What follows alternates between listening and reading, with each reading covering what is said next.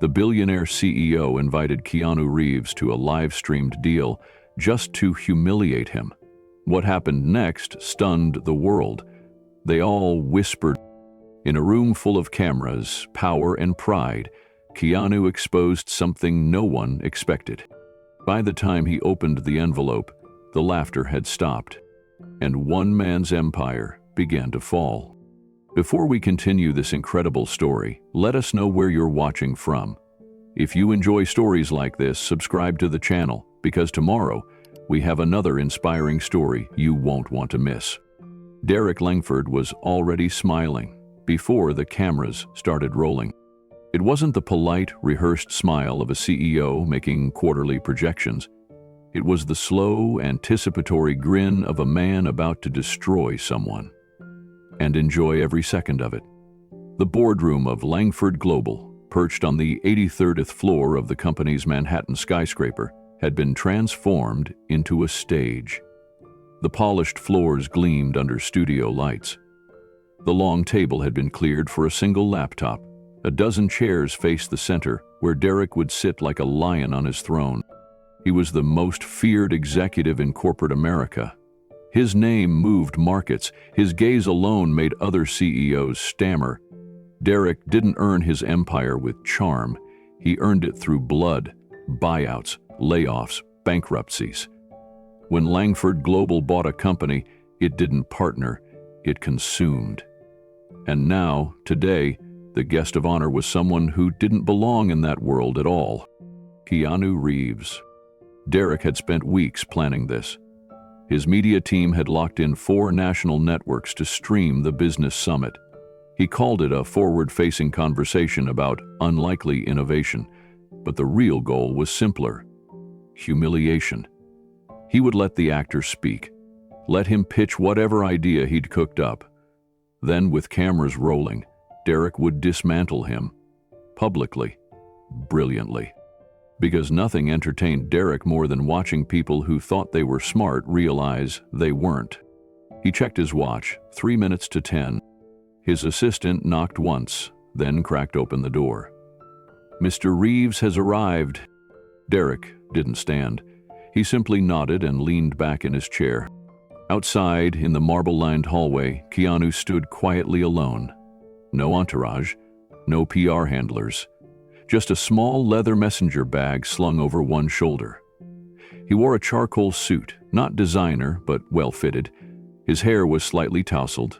He looked more like a thoughtful professor than a global celebrity. And when he stepped into the room, everything changed. The air shifted. Executives stopped whispering. The camera crews instinctively turned their lenses toward him. He wasn't loud. He wasn't dramatic. But his calm presence filled the space like water in a glass. He walked slowly, steadily, and stopped at the far end of the table. "Mr. Langford," Keanu said with a slight nod. "Keanu?" Derek replied, stretching the name like it tasted funny in his mouth. "Welcome to Langford Global. I hope you're ready for the spotlight." Keanu smiled gently. "The spotlight doesn't bother me." Derek motioned to the chair across from him. "Then let's begin." As Keanu sat down and unzipped his bag, Derek glanced toward the glass walls. Beyond them, the skyline stretched like a kingdom. All of Manhattan lay below them, just the way he liked it. He ran this world, and in a few moments, he'd remind everyone why. But as Keanu pulled out a folder and placed it carefully on the table, Derek didn't notice something important. He didn't notice Keanu's eyes, focused, unblinking, and he didn't know what was inside that folder. Not yet. The cameras clicked on at exactly 10 o'clock. Red lights glowed. Audio mics warmed. A digital banner at the bottom of the screen read, "Live. Langford Global hosts actor-turned-innovator Keanu Reeves." Tens of thousands were already watching online. Industry insiders, news outlets, skeptics, fans. All of them tuned in, curious about why a Hollywood star was stepping into the lion's den of corporate power. Derek clasped his hands in front of him, his voice smooth and clipped. Mr. Reeves has requested this meeting to present a business idea. Out of professional courtesy and personal amusement, I agreed to hear him out. A few board members chuckled. The sound was subtle, but the cameras caught it. Keanu didn't flinch. He opened the folder slowly. Inside were only two items, a single sheet of paper and a small flash drive. He slid the paper across the table toward Derek, then calmly handed the flash drive to Rebecca, Derek's assistant. "It is all I need," Keanu said. "Just 5 minutes of your time." Derek raised an eyebrow, glancing at the sheet in front of him. One paragraph. It was barely a pitch. "Is this it?" he asked. "Where's the deck? The projections? The ROI model?" Keanu looked up. "You won't need them." Derek scoffed and leaned forward slightly. "Let me guess, you want to build some utopia? Solar villages and deserts? Tiny homes for the poor? A vegan food brand? I've seen it all." Keanu didn't answer immediately. Instead, he gave a small, almost imperceptible smile. "Something like that," he said, "but not for profit, and not for control. For people." Rebecca, standing behind them, inserted the flash drive into the display system. The screen behind Derek flickered to life. It didn't show a logo or slogan. It showed a live satellite feed. And what appeared on screen wiped the smugness from Derek's face. A quiet farming village came into view. But it wasn't like anything they had expected. Sleek solar panels lined the rooftops of compact, efficient homes. Modular clinics with energy-efficient lighting hummed with quiet activity. Children ran across a shaded courtyard between learning centers. A garden the size of a football field was being harvested. By residents, not machines. The architecture was minimal but beautiful. Every square foot seemed intentional. "Where is this?" Derek asked, not taking his eyes off the screen. "Thailand," Keanu answered. "Built quietly, staffed by locals, managed by 4 people who used to work for Langford Global before your last restructuring." Derek turned his head sharply, but Keanu remained calm. "They took your severance, and they built this." The room was silent. A few of Derek's board members began whispering. Keanu continued, "This is one of 3 operational campuses, fully off-grid. Each one sustains itself with renewable energy, localized food, autonomous water filtration, and open-source medical access. Everything built from repurposed tech you once deemed useless." Derek's jaw clenched, but he kept his voice level. "Why are you showing me this?" Keanu met his gaze. "Because you're the only one powerful enough to help scale it or destroy it." Derek leaned back in his chair, expression tightening. The amusement was gone. "This is cute," he said, voice flat. "But what you're describing doesn't scale. It doesn't generate profit. That's not a business. That's charity." Keanu didn't flinch. "It's a system that works. With your infrastructure, it could change the world." Derek folded his arms. "Why would I help you do something that doesn't pay?" Keanu answered calmly, "Because some things are worth more than profit." Derek leaned forward, smirking. "You came to the wrong room for that kind of talk." Rebecca, his assistant, stepped forward quietly. "There's one more file on the drive. You should see it." Derek waved a hand, annoyed, but she clicked it anyway. A video played. A man appeared on screen. Rough hands, tired eyes. He wore a faded work shirt with a Langford Global patch. "My name's Thomas Rivera," he said. "I was laid off last year. Mr. Reeves gave me a chance. My daughter's alive because of the clinic on that campus." The screen shifted to a crayon drawing. Solar panels, a tiny house, a stick figure labeled Daddy, and one word scrawled in red. Hope. Derek stared at the screen. The boardroom had gone still. Keanu sat quietly, hands folded. "I'm not here to impress you," he said. "I'm here because this matters." No one said a word. And for the first time in a decade, Derek Langford had no idea how to respond. The air in the Langford Global Conference Room was thick with tension and perfectly rehearsed confidence. Derek Langford adjusted his cufflinks as he leaned into the microphone. The cameras were already broadcasting to more than a dozen financial networks and live stream platforms. Thousands of eyes were on him. That's exactly how he liked it. "Ladies and gentlemen," Derek said, flashing a practiced smile, "today we're doing something a little unorthodox." The room of executives and investors chuckled on cue. To my left sits someone you all know, though not from the business world. Keanu Reeves, Hollywood's favorite brooding philosopher, has requested this meeting to present what he calls a revolutionary idea. He turned toward Keanu, pausing just long enough to let the sarcasm simmer. "And since I'm always curious about new perspectives, especially the theatrical kind, I've agreed to give him the floor. For entertainment purposes, of course." More chuckles. One board member muttered, "Let's see the show." Keanu didn't react. He simply sat still, hands folded, eyes level with Derek's. Derek motioned toward the center of the table. "Go ahead, Keanu. Wow us." Without saying a word, Keanu reached into his case and removed a tablet and a single folded sheet of paper. He tapped the tablet, which connected to the central display. The massive screen at the front of the room lit up with a clean, minimalist graphic. A circle, then another, then a third. They intersected, forming a triangle of overlap. He stood and began to speak. "What you're looking at is a prototype model called the Unity Campus. It's a modular, scalable solution that integrates three critical systems: sustainable agriculture, decentralized healthcare, and regenerative housing into one self-sustaining campus." A few people in the room raised eyebrows. Derek's grin widened. "I know how it sounds," Keanu continued, "but I'm not here to sell hype. This isn't theory. It already exists. It's been tested. It works." The screen shifted to images. A 3D schematic of a solar-powered housing unit, followed by a vertical hydroponic garden growing leafy greens, followed by a compact clinic powered by independent solar and water filtration grids. These campuses, Keanu explained, require no grid connection. They serve populations with no access to clean water, stable housing, or medical care. The materials used are 90% recycled. Local labor builds them. Local teams run them. They generate their own food, treat their own water, and deliver preventative care. The room was quiet for a moment.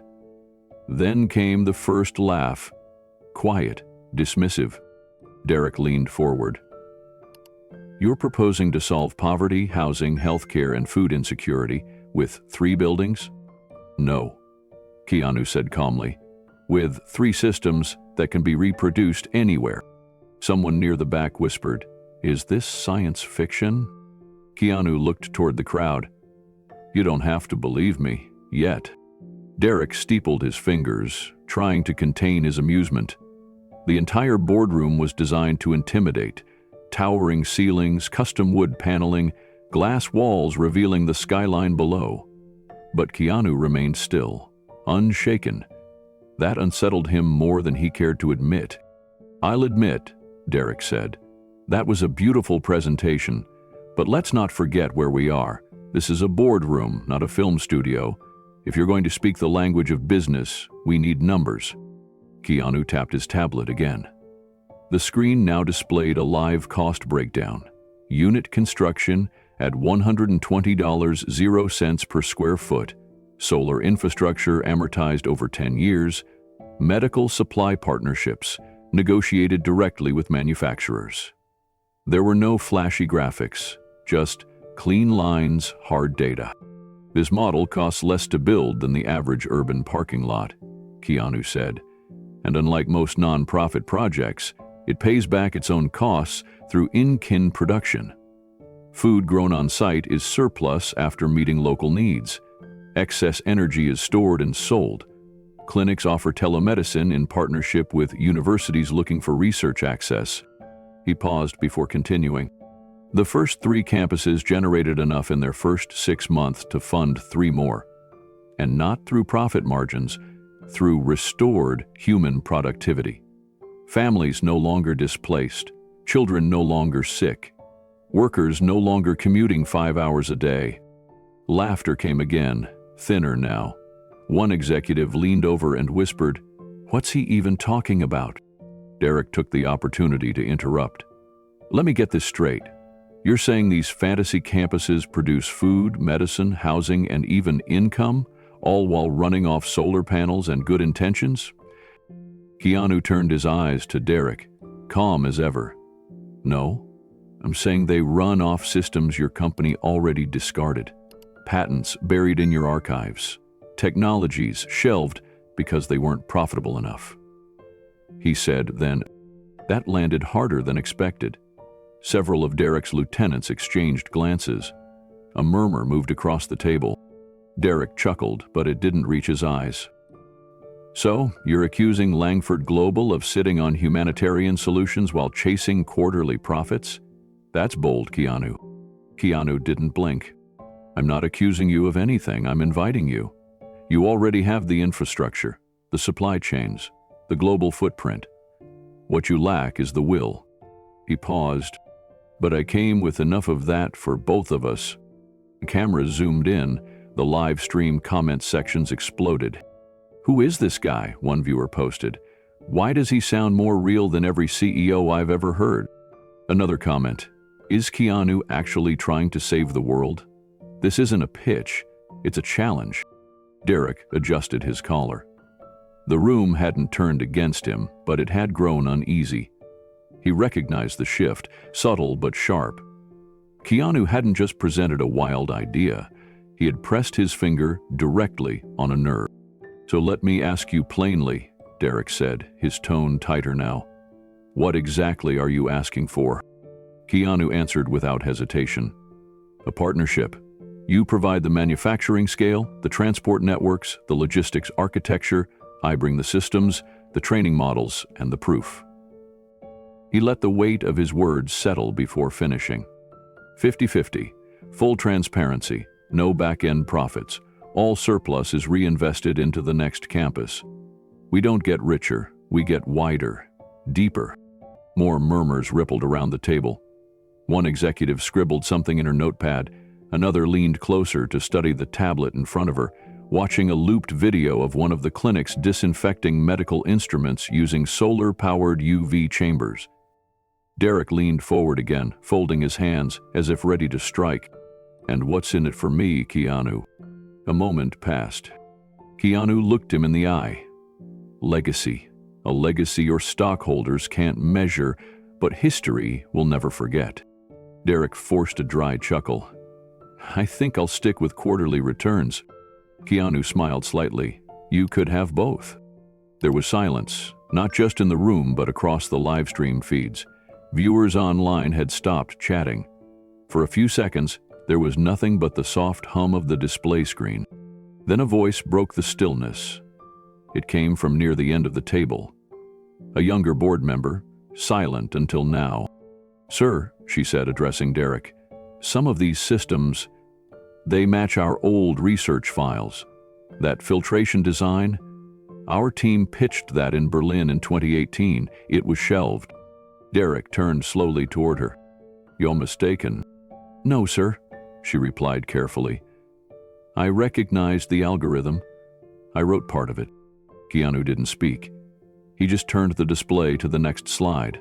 A photo of a whiteboard from that Berlin pitch, recreated exactly. Gasps filled the room. Cameras caught every expression. Derek's jaw locked. Keanu closed his tablet, but not before displaying the final slide. 3 words in bold. "It already works." He sat down, folding his hands in his lap. "You don't have to believe me," he repeated quietly. "But you will."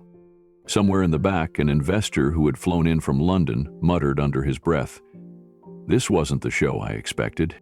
And Derek Langford, still in his seat at the head of the table, realized, for the first time in a long time, he might not be the one in control.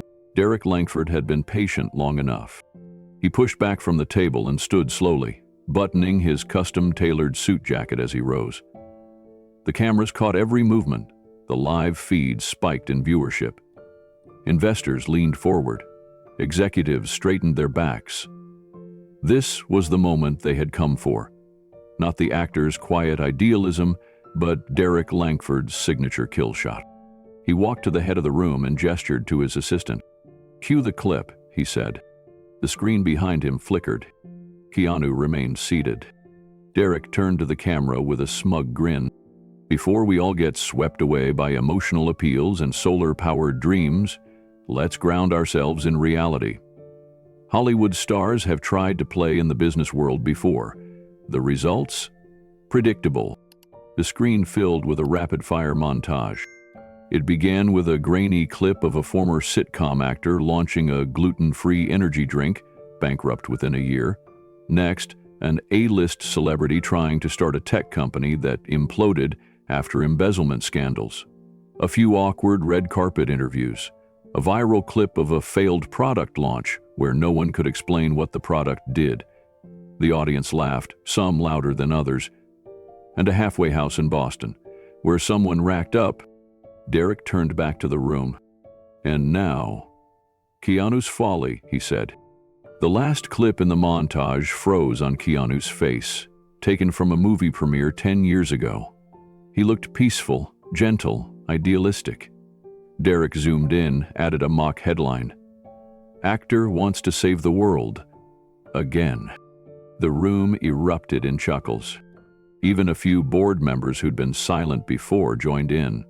One leaned toward another and whispered, "He had it coming. This isn't a movie."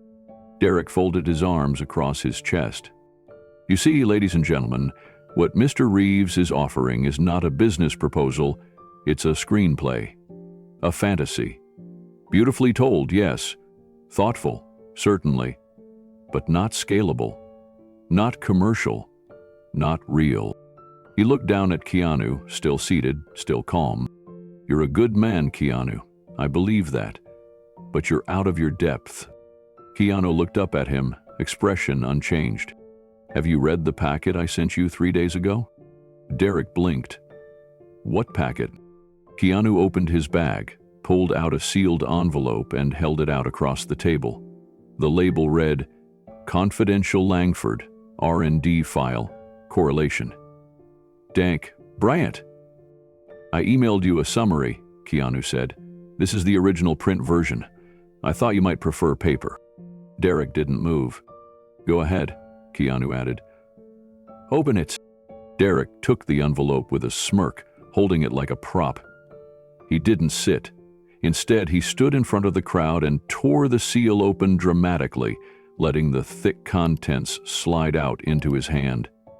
Inside were printed documents, engineering diagrams, patent numbers, internal memos, all branded with the Langford Global watermark. He flipped through the first few pages. His smirk began to slip. Keanu spoke softly, but the microphone made every word clear. "What you're holding is a collection of proprietary R&D projects from Langford Global between 2015 and 2021. Most were marked non-viable, not because they failed, but because their projected ROI was below Langford's minimum return threshold. 17 of them are currently functioning inside the Unity campuses I showed you." Derek glanced at one page in particular, his jaw tightened. Keanu went on, "That one is a micro-solar grid design. Your team shelved it 4 years ago because it couldn't outperform fossil generator returns in high-demand markets." He tapped his tablet again. The screen flashed back to the Thai campus. "It powers 63 homes, never failed, no emissions, no fuel cost, local techs built it in 6 days." Someone in the back coughed. Keanu continued, his tone even and composed. "You also passed on a modular water recycling system. It reduced chemical waste by 80%, but didn't generate licensing revenue. Today, that system provides clean water for 2,000 people per campus." The room had fallen silent again. Derek tried to interrupt. "That technology was theoretical."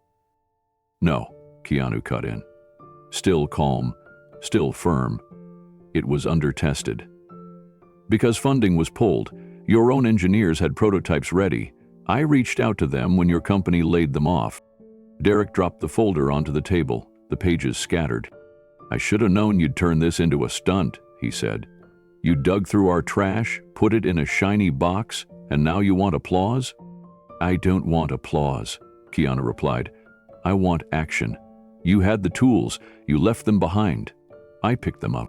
Derek looked around, searching for something, support, a laugh, a smirk to echo. But the faces around him had changed. Even his closest executives weren't meeting his eyes. Keanu leaned forward slightly, voice low but clear. "You said this was a fantasy, that I'm naive. But the truth is, Derek, I'm using your discarded reality to build someone else's future." Derek said nothing. The silence did. Keanu stood now, but not to posture. He didn't raise his voice or take a dramatic pause. He simply placed both hands gently on the table and looked Derek in the eye. "You called this Keanu's folly," he said. "But the folly wasn't trying to build something better. The folly was believing the world would stay impressed with business as usual." Derek forced a chuckle, but it came out strained. "So what, you want to be the messiah of renewable charity? I'm not in the salvation business." "No," Keanu replied. "You're in the business of ignoring people who aren't profitable. I'm in the business of proving they matter anyway." Derek looked to his board. He expected a loyal smirk, maybe a dismissive nod. But the room wasn't with him anymore. They weren't with Keanu either. They were simply watching, evaluating, listening. The moment had shifted. Keanu turned toward the camera. He knew millions were watching, not just executives, but families, workers, dreamers, people who had never heard their problems addressed in a boardroom. "I didn't come here because I need Langford Global," he said. "I came here because I wanted to believe you still remembered why you built it in the first place." He looked at Derek again. "I read your first press interview," Keanu said. "You were 28. You said you wanted to create systems that empowered people, not control them. What happened to that version of you?" Derek didn't answer. He sat back down in his chair and stared at the table, where the papers lay scattered. His own company's innovations, brought back to life by someone he came to mock. One of the documents near his elbow showed a field schematic labeled Langford Prototype 8.3 Decentralized Food Grid. At the bottom was a signature from an engineer he'd fired during a cost-cutting phase. Keanu walked back to his seat. "If you want to dismiss me, do it. If you want to ignore what's already working, that's your choice. But understand something, Derek. This isn't about me. It's about the millions of people your company stepped over to get here." He sat. Derek stared at the documents, eyes lingering on the words he hadn't written but had once approved. "I never saw this," he muttered. "No," Keanu said gently. "Because you stopped looking." For the first time since the cameras started rolling, no one in the room moved. No one spoke. And for just a few seconds, the world watched a titan of industry sit motionless, confronted not by competition, but by conscience. And Keanu Reeves, calm and steady, let the silence speak for him. The envelope still sat on the polished conference table, heavy with the weight of what it held. The room had gone still, yet the cameras continued rolling. Everyone, from the investors seated in the back to the viewers watching across the world, felt the air shift as Derek Langford finally picked it up again. He had tossed it aside minutes earlier like it meant nothing. Now he opened it slowly, more cautious than curious. The confident grin he wore earlier had long faded. The paper inside was crisp, official. His eyes scanned the first page, then the second, then the third. Each one was stamped with a Langford Global seal, signed by his former head of research and dated 18 months ago. Keanu watched him closely, not as an opponent, but as someone who already knew what came next. Derek cleared his throat. This is an internal contract," he said carefully, eyes flicking down the page again. "Project Helix. Why do you have this?" "You shelved it," Keanu said.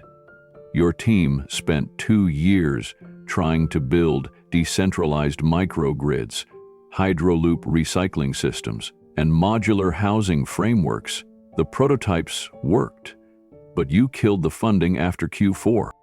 Derek didn't respond. Keanu continued. You told your team it wasn't commercially viable, that the math didn't justify the scale, that no investor wanted social infrastructure. That's when they left, or more accurately, when you let them go. He paused just long enough to let the boardroom feel it. I reached out to those engineers, Keanu said. I funded them, quietly, no press, no platforms, just vision and commitment. They rebuilt every prototype you scrapped, and they made it better. Derek set the papers down. His hands were steady, but his eyes gave him away. And AA, they were brilliant people, Keanu continued, some of the best minds you ever hired.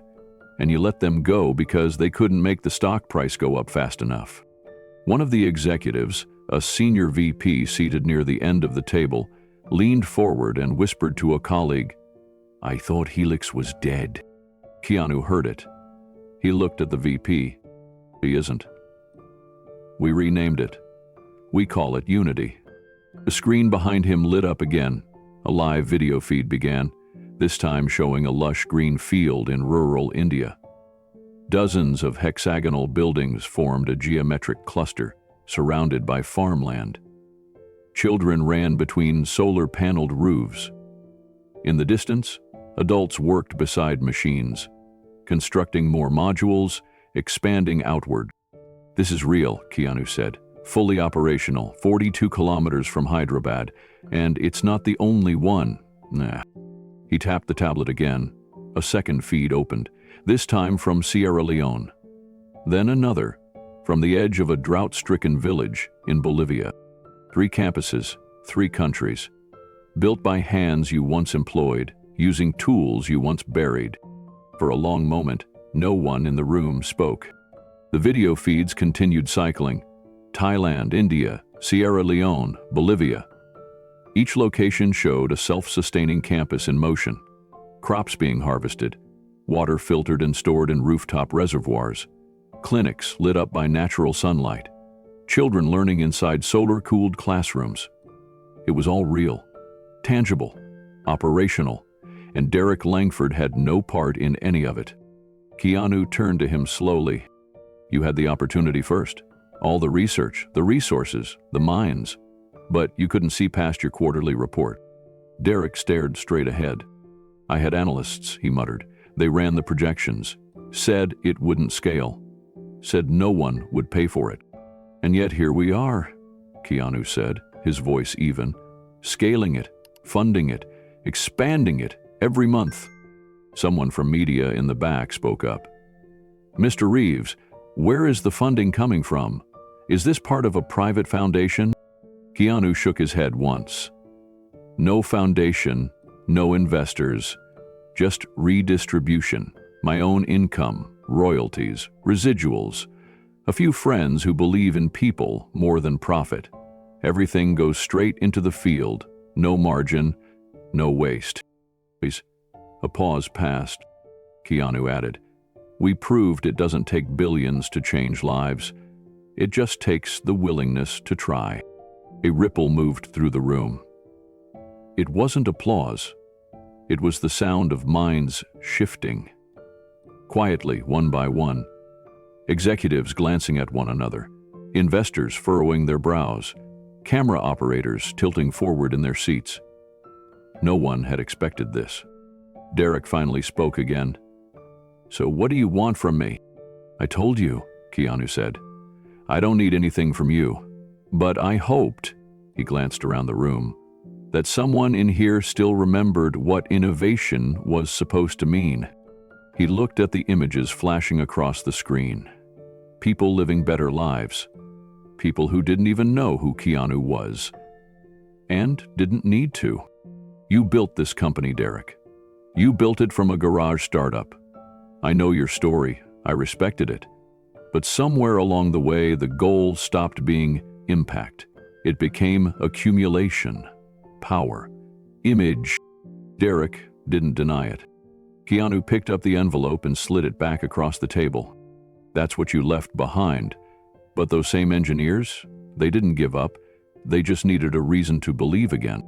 He paused, then said quietly, "So I gave them one." On the screen behind him, a mother held her child outside a Unity clinic. The child was breathing through a portable oxygen unit powered by solar. The mother looked directly into the camera and smiled. She had no idea who Derek Langford was. But thanks to Keanu, she didn't need to. Keanu let the image linger on the screen behind him. The mother, the child, the oxygen machine powered by light and hope. Then he turned back toward the boardroom, where no one dared move. Even the media personnel had fallen silent. Derek Langford sat motionless in his chair, the papers from the envelope still spread before him, but now looking less like blueprints and more like evidence. 3 countries, Keanu said. 9 campuses by end of year, 45 by next, and not one of them in America. Derek raised his eyes. "Why not here?" Keanu paused for just a second. Then he answered, "Because here, we measure everything by profit first. If it doesn't make money, it doesn't deserve to exist. The Unity model isn't built to make someone rich. It's built to make people whole." Derek opened his mouth, as if to speak, then closed it again. He looked at the screen, then down at the folder. His voice, when it returned, was lower. "You're really doing this without us?"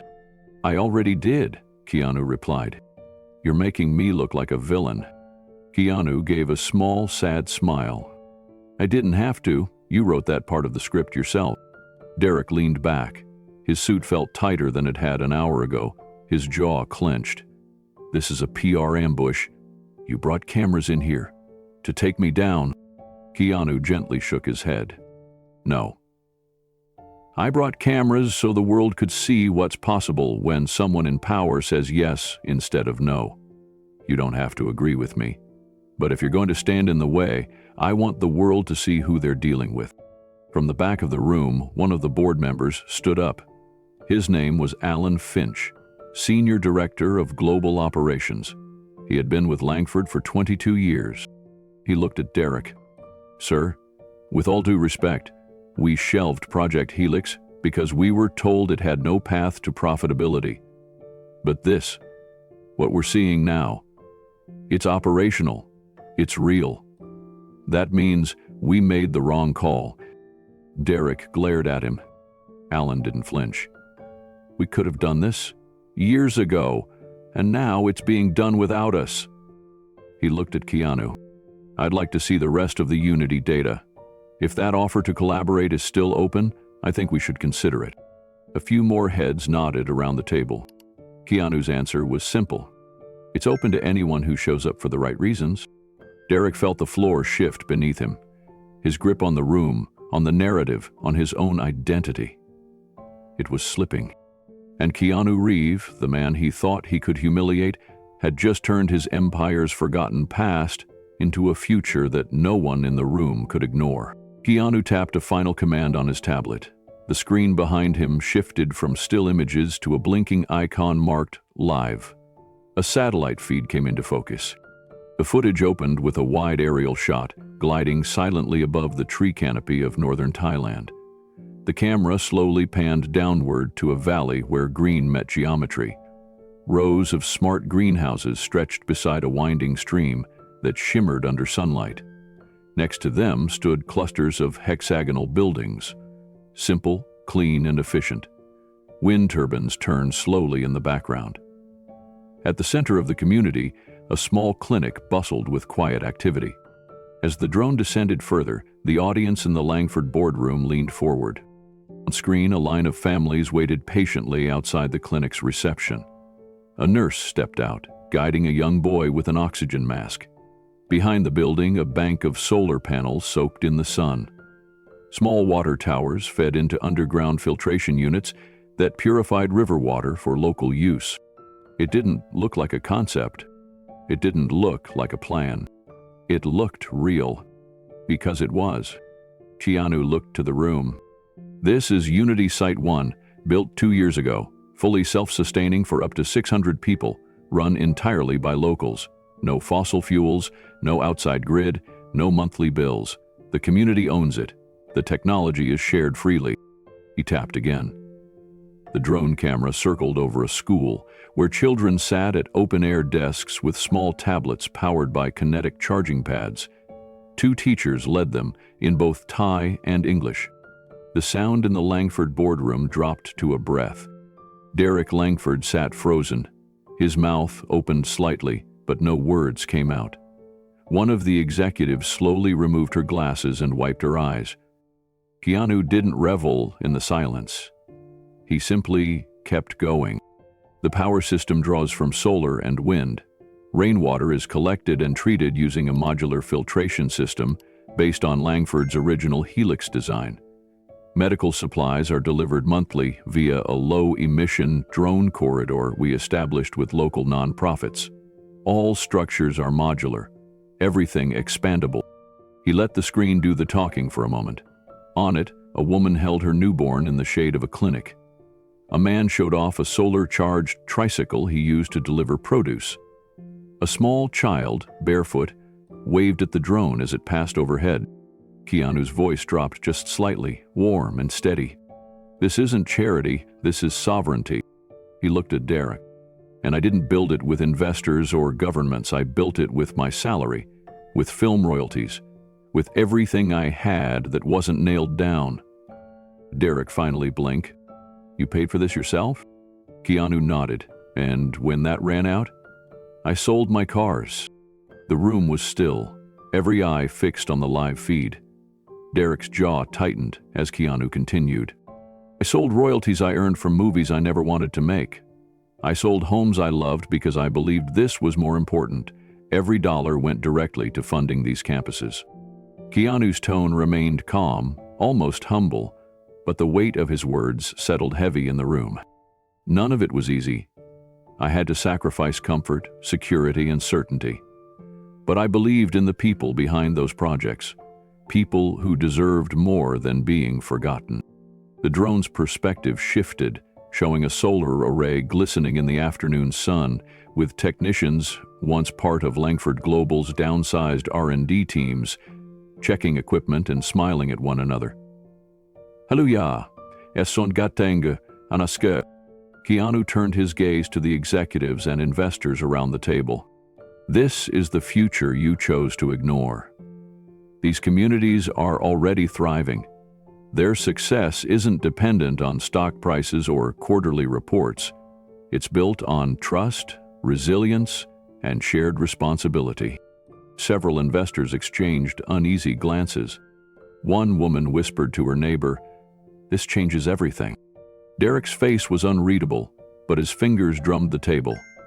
He had known these projects existed somewhere in his company's archives, but he never imagined they would become tangible, self-sufficient communities, powered by discarded innovation. Keanu tapped his tablet once more.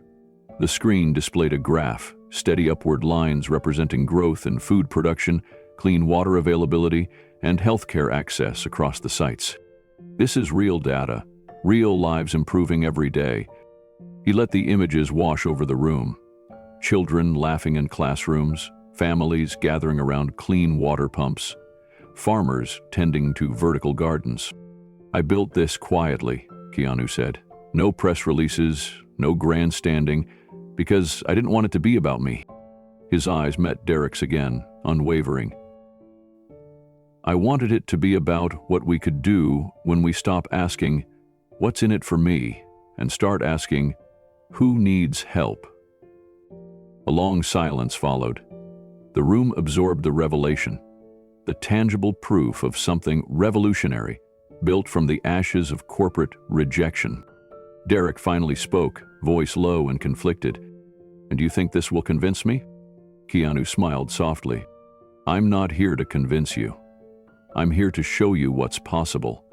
The choice is yours now." Derek's eyes narrowed as he scanned the final images on the screen. The families, the clinics, the solar panels. It was undeniable. What Keanu showed wasn't just hope. It was proof. Real, functioning proof. Keanu took a deep breath. I built this with help from those your company cast aside. The engineers, the technicians, the workers you laid off last year. They wanted to make a difference, and I gave them the means." He looked around the room, letting the words sink in. The atmosphere had shifted entirely. It was no longer a boardroom full of skeptics. It was a room quietly grappling with an undeniable truth. "You can keep denying it," Keanu said softly. "Or you can join us, help us expand this model here in America and around the world." Derek remained silent, the weight of the moment pressing down on him. Keanu's voice was steady but passionate. "This isn't about ego or image. It's about responsibility, about using power to lift others, not just climb higher."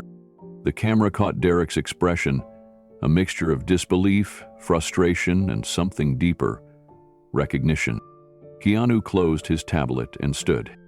"I'm not here to take over your company," he said. "I'm here to remind you what it was built for."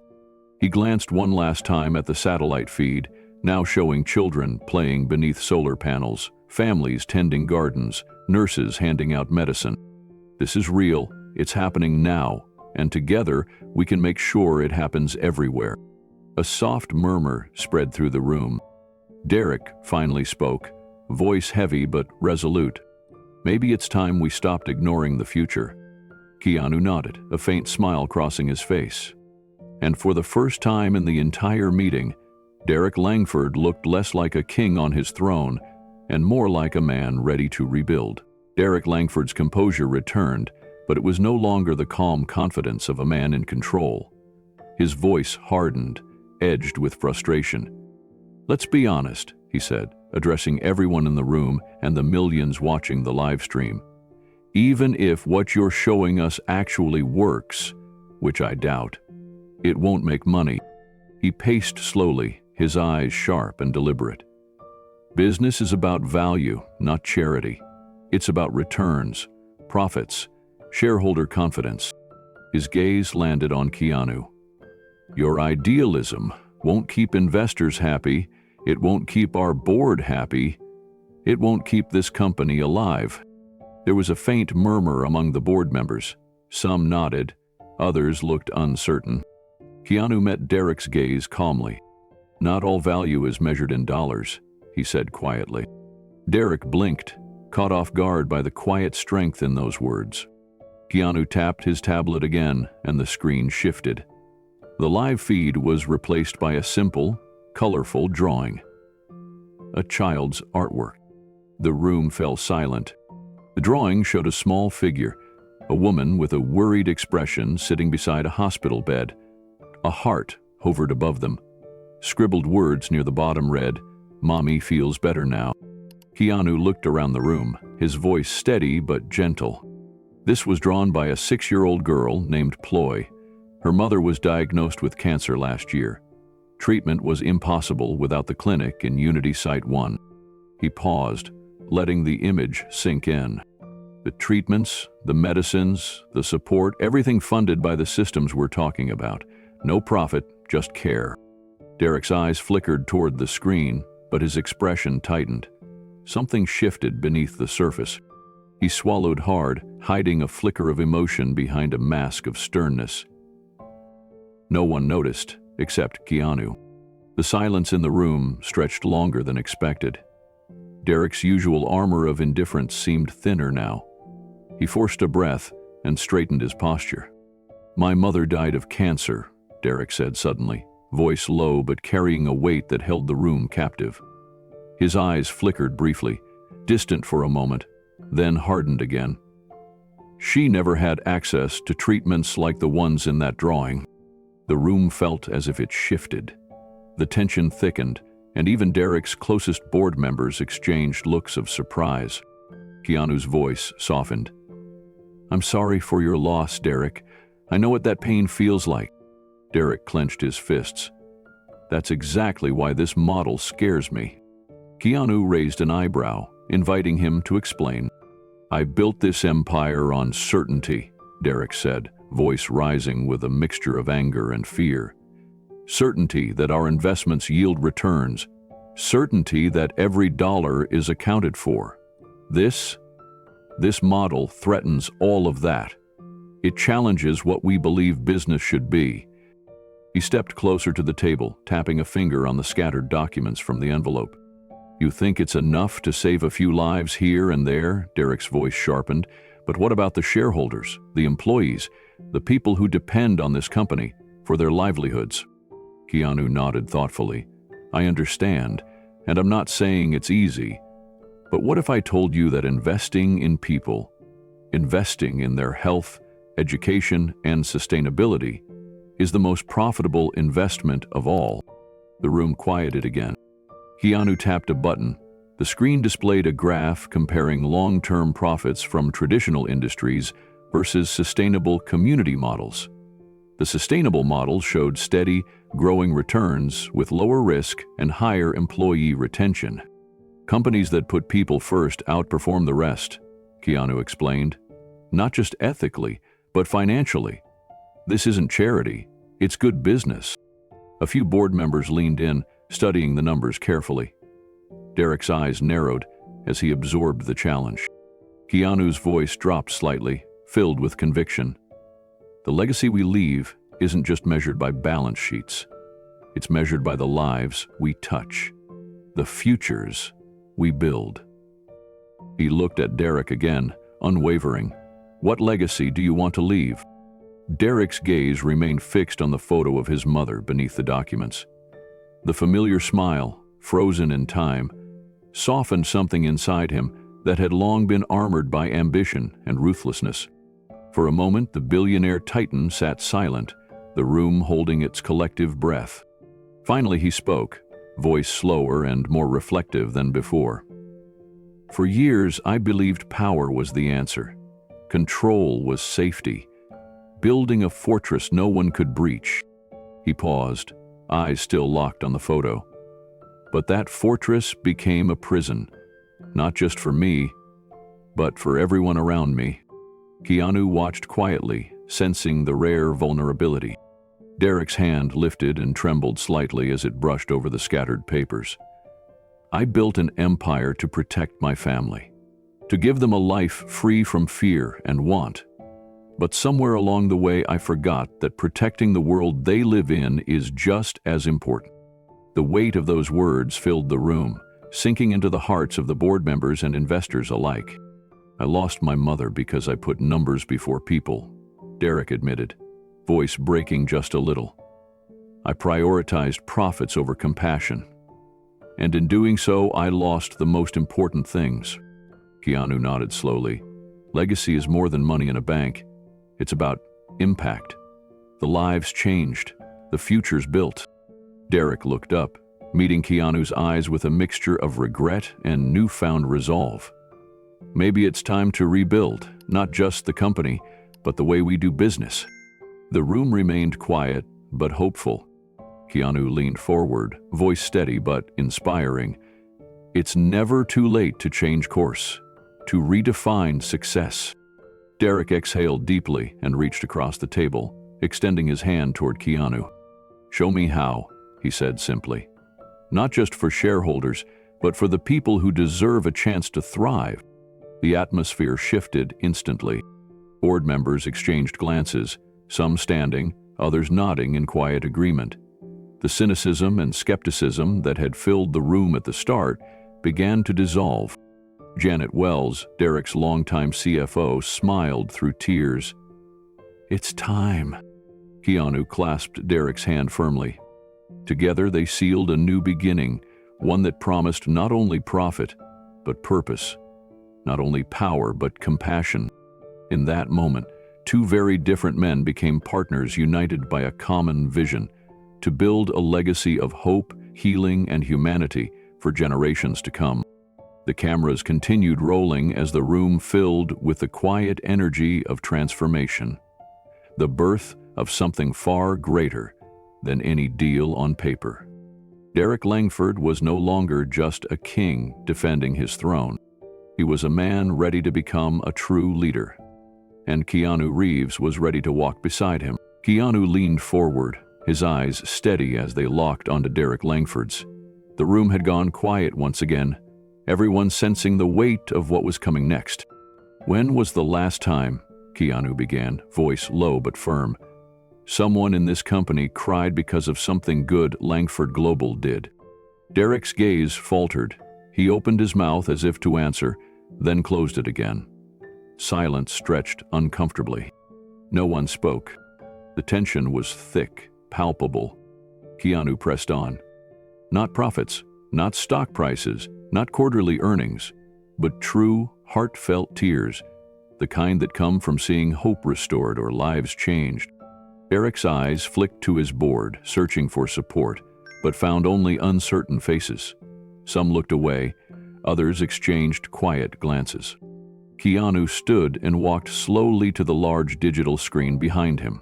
He tapped a few commands, and the screen changed. There, in bold letters, was the title, Operation Phoenix. The subtitle read, "A Sustainable Community Initiative Shelved After Budget Cuts." Q2, 2 years ago. Keanu turned back to the room. "This was your company's project, the one you deemed unprofitable, the one you buried." He gestured toward the screen, where blueprints and project plans scrolled. Plans for a series of self-sustaining communities designed to bring clean energy, affordable housing, and accessible healthcare to underserved populations. "This was supposed to be the future," Keanu said quietly. "But it was deemed a loss, forgotten, left to die in a drawer." Derek's jaw tightened. His fingers clenched the edge of the conference table. His top executives shifted uneasily. Keanu continued, voice calm but with a hint of challenge. "I found the lead engineer, Maria Chen. She's now part of my team." He pressed a button and a live video feed flickered on. Maria appeared, surrounded by the campus she helped build. A sprawling, thriving community powered by the very designs Langford Global abandoned. "Maria's work is proof that vision doesn't die just because it's shelved," Keanu said. "It waits for those willing to bring it to life." Heads turned. Even Derek's closest advisors looked conflicted, their faces reflecting the uncomfortable truth. The mirror was turning. The room was no longer just a boardroom. It was a moment of reckoning. The video feed showed Maria Chen walking through the thriving campus, her face radiant with pride and determination. Around her, children played in safe courtyards, families tended community gardens, and solar panels gleamed under a bright sun. She paused beside a clinic where nurses treated patients and handed out medicine, all powered by sustainable energy and efficient systems designed years ago, but forgotten until now. Maria's voice came through clearly, calm yet passionate. "When Langford Global shelved Operation Phoenix, I didn't give up. I believed in what we created. I believed in the people who deserved better. That belief brought us here." The camera shifted back to the boardroom, where Derek's staff watched intently. Some nodded slowly, others exchanged hesitant looks. Even the stoic Derek couldn't hide the flicker of emotion crossing his face. Keanu's voice broke the silence. Maria and her team didn't just build structures, they built hope. Hope for families who'd been left behind. Hope for a future where business serves people, not just profits. He looked directly at Derek. "You wanted to see value in dollars, Derek. But what if I told you this project has already saved lives, improved health outcomes, provided education for hundreds of children?" Derek's eyes narrowed, but there was no denying the impact. Keanu pressed further. "Your own engineers believed in it. Your own company created the blueprint. But fear of risk and short-term profits buried it." He took a breath. "Now that blueprint is alive, and it's growing." The room shifted. The confidence of Langford Global's top brass began to crack. One board member, Sarah Mitchell, Senior Vice President, finally spoke up. "I remember the initial reports on Operation Phoenix. The data was promising. The pilot project showed measurable improvement in community sweeping." She looked at Derek. "We ignored it too soon." Another executive, Paul Jenkins, added, "If this is real, and it looks like it is, we have a responsibility, not just to shareholders, but to the people we serve." Derek's mouth tightened. He clenched his fists but remained silent. Keanu stepped back to the table. It's time to face the mirror, Derek, to decide what kind of legacy you want to leave behind. The room was heavy with silence. Derek's face was unreadable, but the conflict inside was clear. His longtime confidants looked at him expectantly, awaiting his response. Keanu spoke softly, breaking the tension. You built Langford Global from nothing. You fought tooth and nail to get here. But what if the fight isn't over? What if the next battle is for the soul of your company? Derek finally met Keanu's eyes. You think this idealism can replace decades of hard work and risk? Keanu shook his head. I don't think it replaces anything. I think it completes it. We can honor the past and build a future that matters. He glanced around at the boardroom, sensing the moment had arrived. I want you to meet Maria in person, Keanu said. She's willing to come here and share the real story, the challenges, the breakthroughs, the people behind the data. Derek nodded slowly, a flicker of humility breaking through. Bring her in, Derek said quietly. Let's hear what she has to say. Minutes later, Maria Chen entered the room, carrying a modest folder but radiating quiet strength. The executives rose, surprised to see the woman behind the project they had once abandoned. Maria addressed the room with clarity and passion, walking them through the journey of Operation Phoenix, from conception to shelving and now to thriving reality. She spoke of families given clean water, children in school, communities gaining independence. Her words transformed the atmosphere. Walls built by skepticism began to crumble. Derek listened, absorbing every detail. His gaze softened. He realized this was more than business. It was human. Keanu watched quietly, knowing this was the turning point. The boardroom was no longer a battlefield. It had become a place of possibility. Derek Langford, the man who once saw only numbers, was beginning to see people. And that made all the difference. Keanu Reeves took a slow breath and stepped forward, his expression softening as he prepared to share something deeply personal. The room, still charged from the recent revelations, quieted further, sensing a shift from business talk to something more human. I want to tell you a story, Keanu began, his voice steady but filled with emotion. It's about someone I met years ago on a film set. He paused, letting the weight of those words settle. She was an extra, just a small part in a big movie, but her presence left a lasting impression on me. The audience leaned in, the executives' eyes locked on Keanu, their faces no longer skeptical but curious. Her name was Maria, Keanu continued. She was battling cancer while working on set. I learned about her quietly, through whispers and brief moments between takes. His voice grew softer. Watching her fight day after day reminded me of my sister Kim. Keanu's gaze flickered briefly, the memory clear in his mind. Kim had leukemia. For years she battled the disease with courage I still can't fully comprehend. He looked up again, eyes meeting those in the room. To encounter with Maria, it changed me. It wasn't about the movie anymore. It was about the people around me. The ones whose struggles weren't written into scripts, but lived in real life.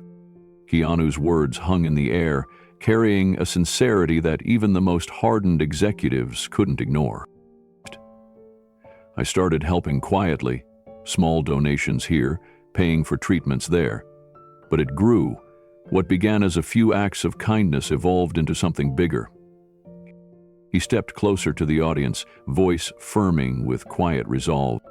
This project, the Unity campuses, it's the result of years of believing that real change starts with trust and service, not profit, not publicity. Keanu paused, letting the message sink in. I'm not a businessman, he said plainly. I'm a builder of trust, a servant of people. The room was silent. No interruptions, no whispers. Just the sound of Keanu's words echoing in a space suddenly filled with empathy. Even Derek Langford, who had been the most rigid and commanding presence all morning, looked visibly moved.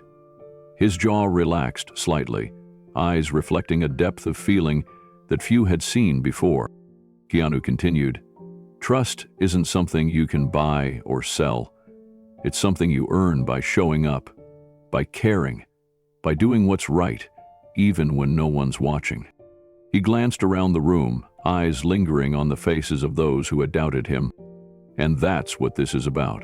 Not a business deal, not a presentation, but a promise. He stepped back slightly, voice softer but unwavering. A promise that we can do better, that we must do better. The silence stretched, filled with the weight of his confession. For the first time that day, it wasn't about profit margins or strategy. It was about people. Keanu's eyes grew distant for a moment, as if he were back on that film set, watching Maria through a haze of memories. She was exhausted, but she never complained, he said softly. She talked about her daughter, the little things she wanted to see her do. Walk, talk, go to school. The room remained still, the executives and investors now fully engaged, their usual defenses lowered by the raw honesty. Her fight reminded me of what really matters. Not fame, not money, but the people we love and the lives we touch. Keanu's voice steadied, carrying the weight of a personal mission. That encounter sparked something in me. I realized I couldn't just stand by and watch people suffer while the world focused on profit margins and power plays. He gestured toward the screen, which shifted to show photos from the Unity campuses. Children laughing, mothers smiling as they received care, farmers harvesting crops grown with sustainable methods. These projects started small, fueled by personal sacrifice and a belief that change is possible. But I knew I couldn't do it alone. His gaze returned to the room. That's why I reached out to others, scientists, engineers, community leaders, people who shared the vision of a better future. He paused, allowing the significance to settle. This project is built on trust.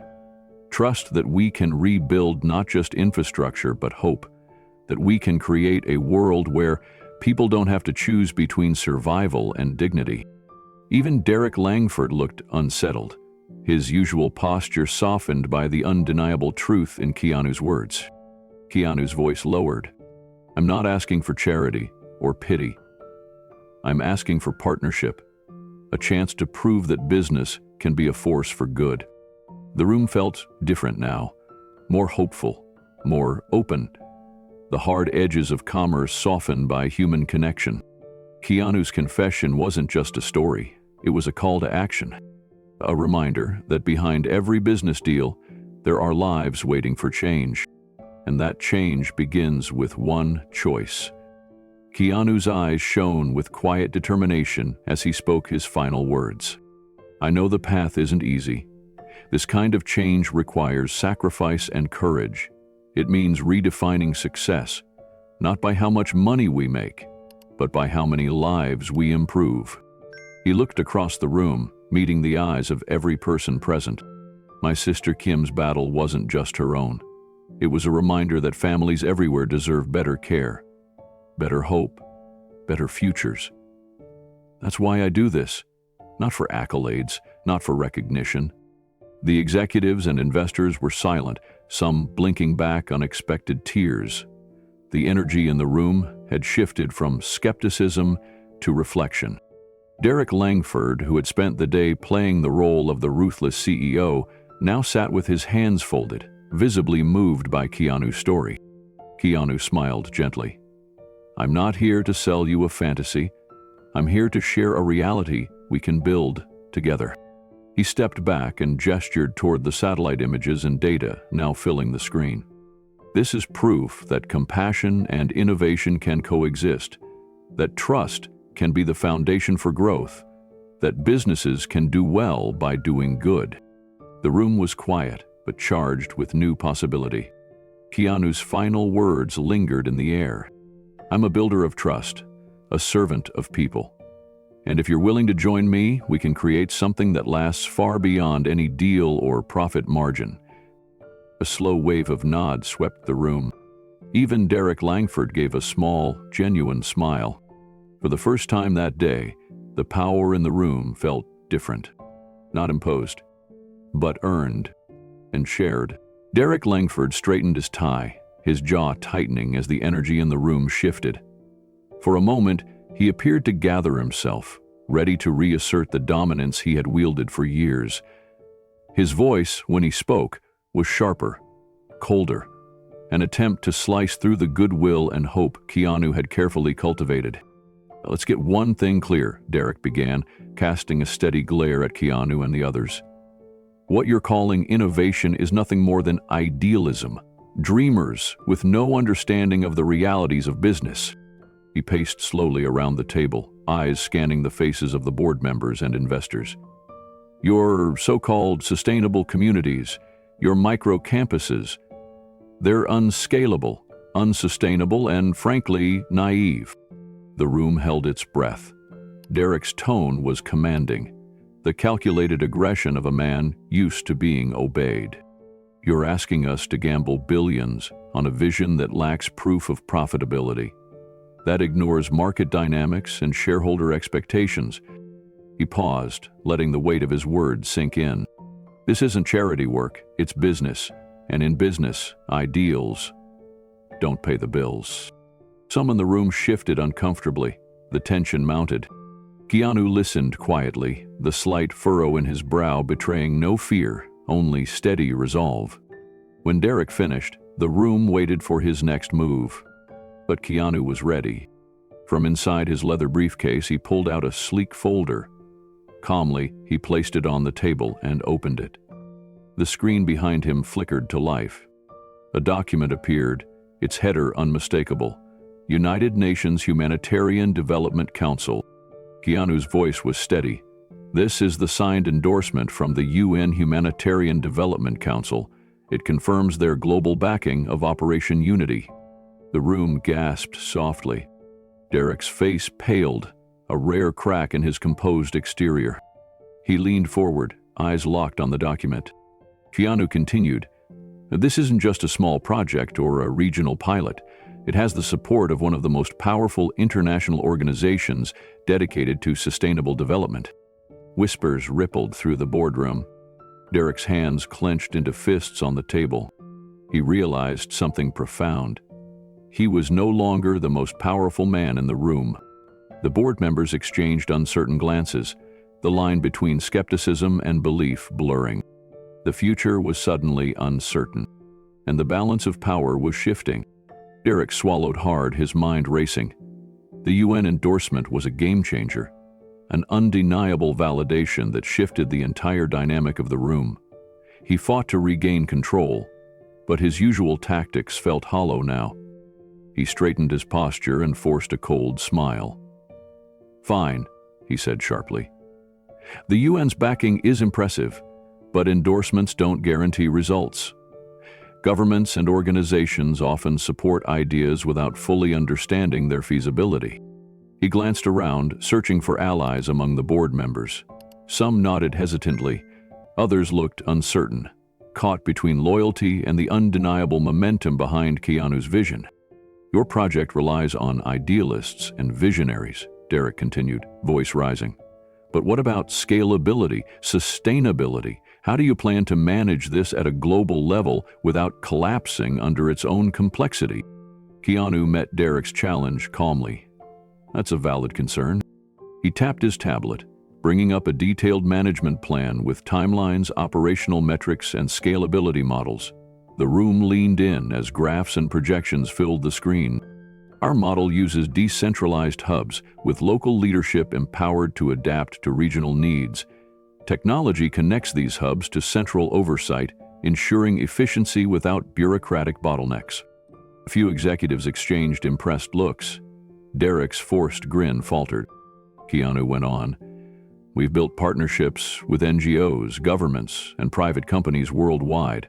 These collaborations bring expertise and resources that make global scaling not only possible but sustainable." Derek's voice wavered for a moment. He tried to hide it. "But what about costs?" Derek asked. "Who's footing the bill?" Keanu smiled slightly. "Our funding comes from a mix of private investments, grants, and reinvested profits from our pilot projects. Importantly, the return on investment isn't just financial, it's social and environmental. That's why the UN supports it. The boardroom shifted again. The once subtle wall of Derek's control was crumbling under the weight of facts and genuine vision. Derek's eyes darted around, realizing he was losing not just the argument, but the room. Keanu paused, then looked directly at Derek. This isn't a fight for control, Derek. It's an opportunity to redefine what leadership means. The room was silent, waiting for Derek's response. He swallowed, the old confidence slipping away. The question lingered in the air. Who would lead the future? Derek's fingers drummed nervously on the table.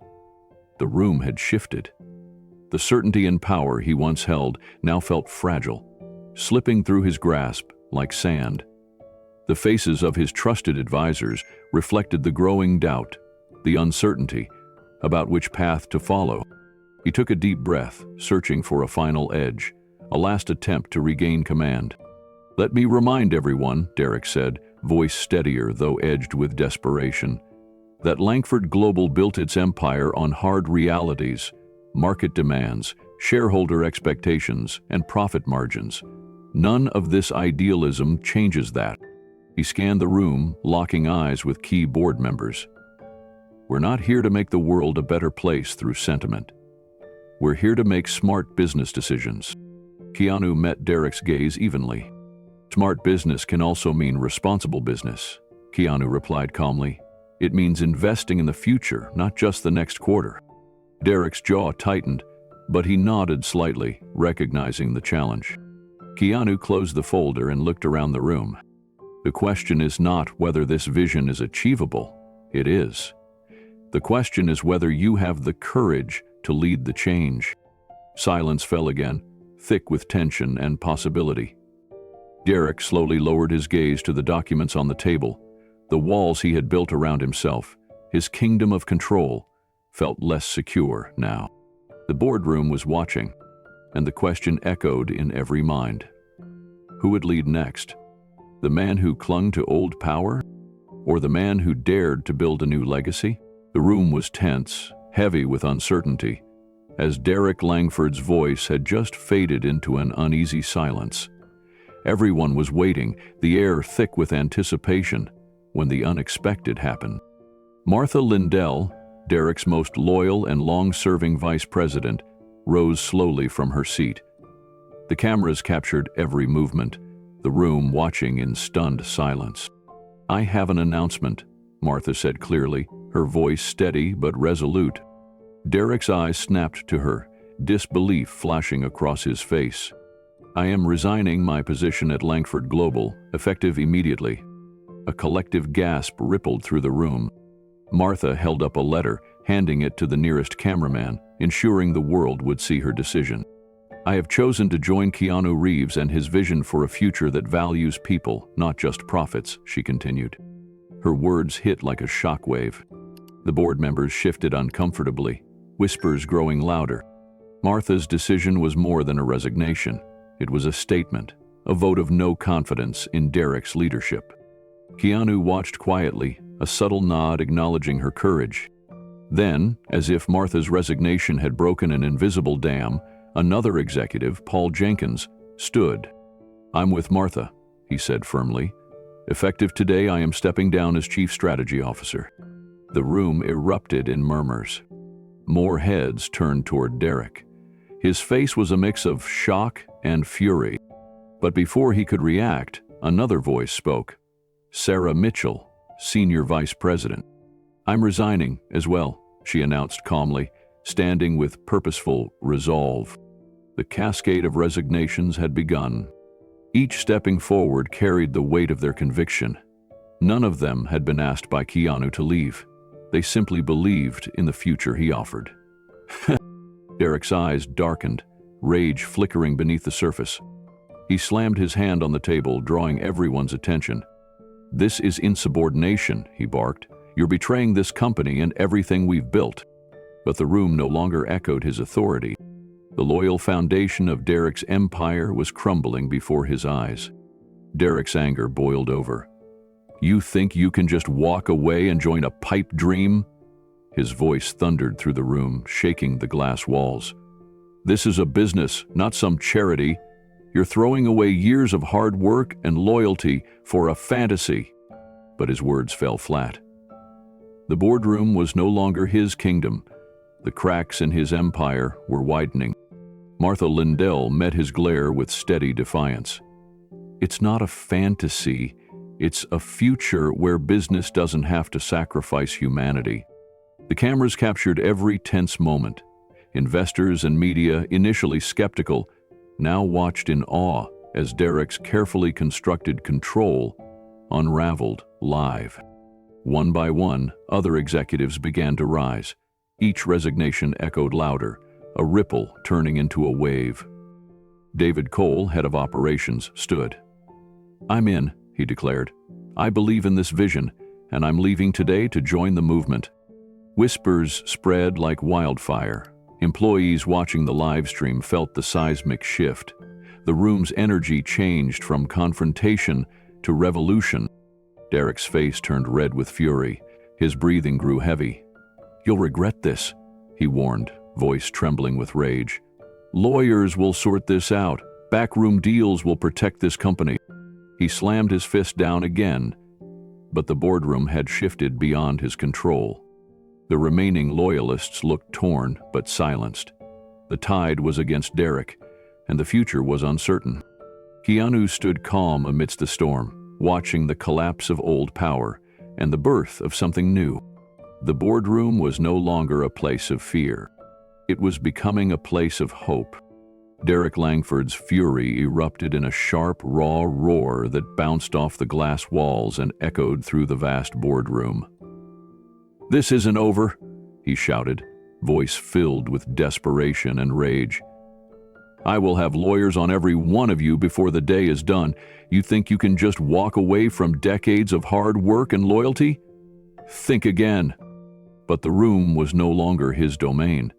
The carefully constructed empire of fear and obedience he had built was crumbling, right there in front of the cameras, the investors, and the world watching the live stream.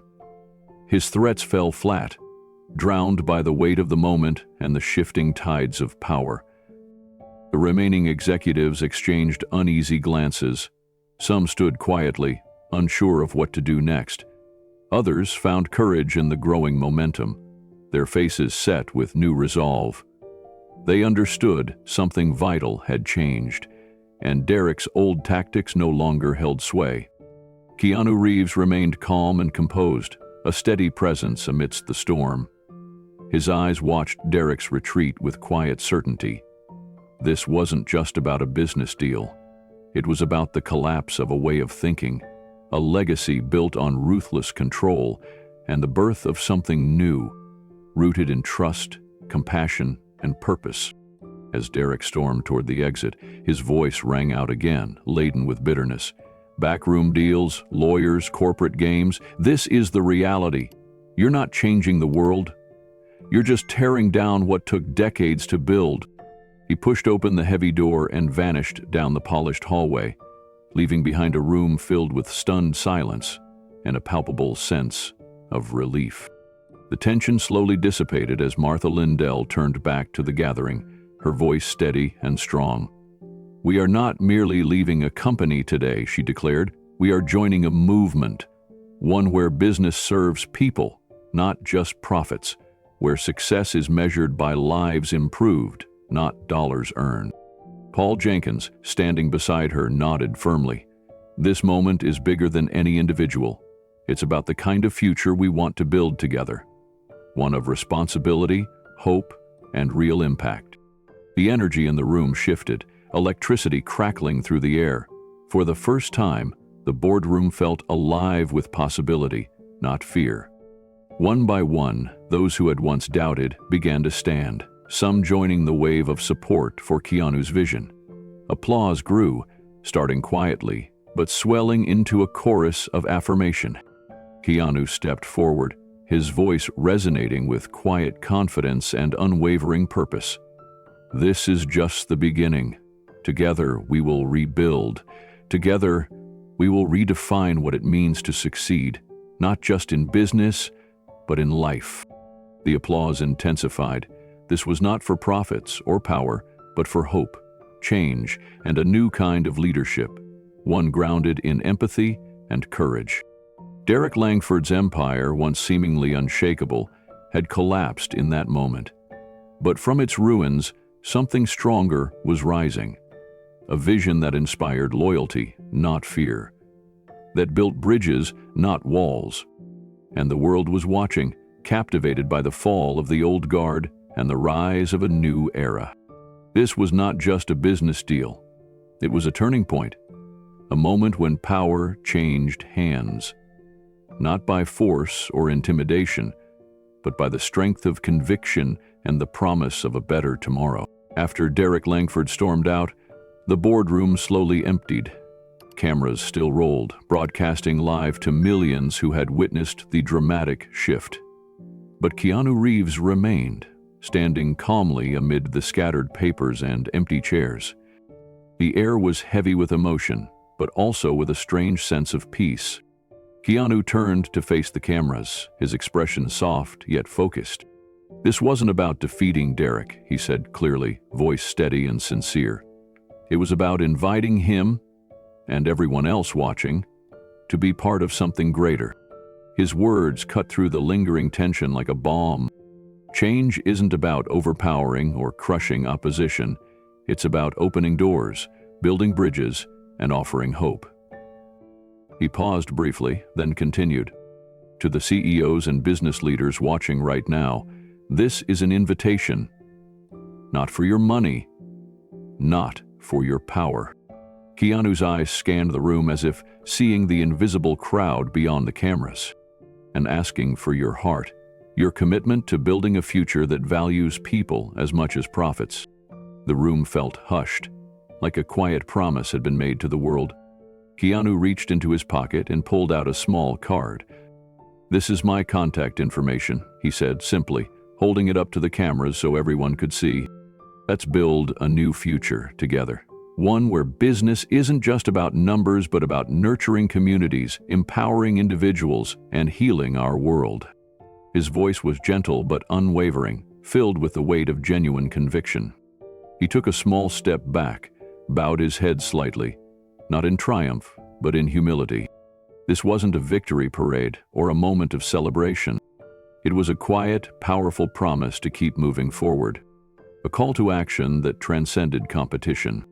The cameras captured every moment, the live broadcast now a symbol of hope and renewal. For Keanu Reeves, this was the true win. Not the collapse of a rival, but the birth of a movement. The kind that could change the world. The cameras lingered on Keanu's calm demeanor as he continued, his voice steady and sincere, reflecting the depth of his belief. In business, we often focus on winning, on beating others, on power and control. But real leadership is different, he said. It's about inspiring others to join a cause bigger than themselves. He glanced around the empty boardroom, imagining the countless viewers watching from homes, offices, and boardrooms worldwide. This moment is an invitation to all leaders to rethink what success means, to see beyond quarterly profits and stock prices, to the people whose lives are touched by every decision we make. Keanu's eyes brightened with hope. If we can unite our resources, our talents, and our compassion, imagine what we could accomplish together. He smiled softly, a rare glimpse into the heart behind the public figure. Together, we can build sustainable communities that nourish families, provide health care to those in need, and create jobs that uplift rather than exploit. His voice carried a gentle urgency, stirring something deep within the room and across the live stream. Keanu held the contact card a little higher. "I'm not asking for investments today. I'm asking for faith in people, in kindness, and in the power of collective action." The boardroom felt charged with a new energy, an openness that had not existed before. This was more than a business pitch. It was a movement, sparked by one man's vision and amplified by those willing to listen. So, as the cameras continued rolling, Keanu's humble invitation reached far beyond the walls of that room, planting seeds for a future rooted in hope. With a subtle nod and a quiet bow, Keanu stepped back, signaling the end of his message. No grand celebration followed, only the promise of change, carried silently but powerfully by his words. The world was watching, and for the first time in a long time, it felt like anything was possible. The room was hushed, almost reverent, as Keanu Reeves took a slow, deliberate breath. He glanced once more at the camera lens, his gaze steady and filled with quiet purpose. This moment wasn't about the spectacle or the clash that had just unfolded. It was about something far deeper, a commitment to a vision that could reshape the future. "This is just the beginning," he said softly but firmly. "A new path forward, built on respect, empathy, and shared responsibility." Keanu's eyes scanned the empty chairs, imagining the countless people who had watched the live stream from around the world. Entrepreneurs, leaders, dreamers, and skeptics, all witnessing a turning point. "It's easy to focus on power and winning," he continued, voice calm yet charged with conviction. "But true leadership comes from the courage to change, to listen, and to put people before profits." He paused, allowing the weight of his words to settle. "To those who watch this and hold influence, whether in boardrooms, governments, or communities, I extend an open hand.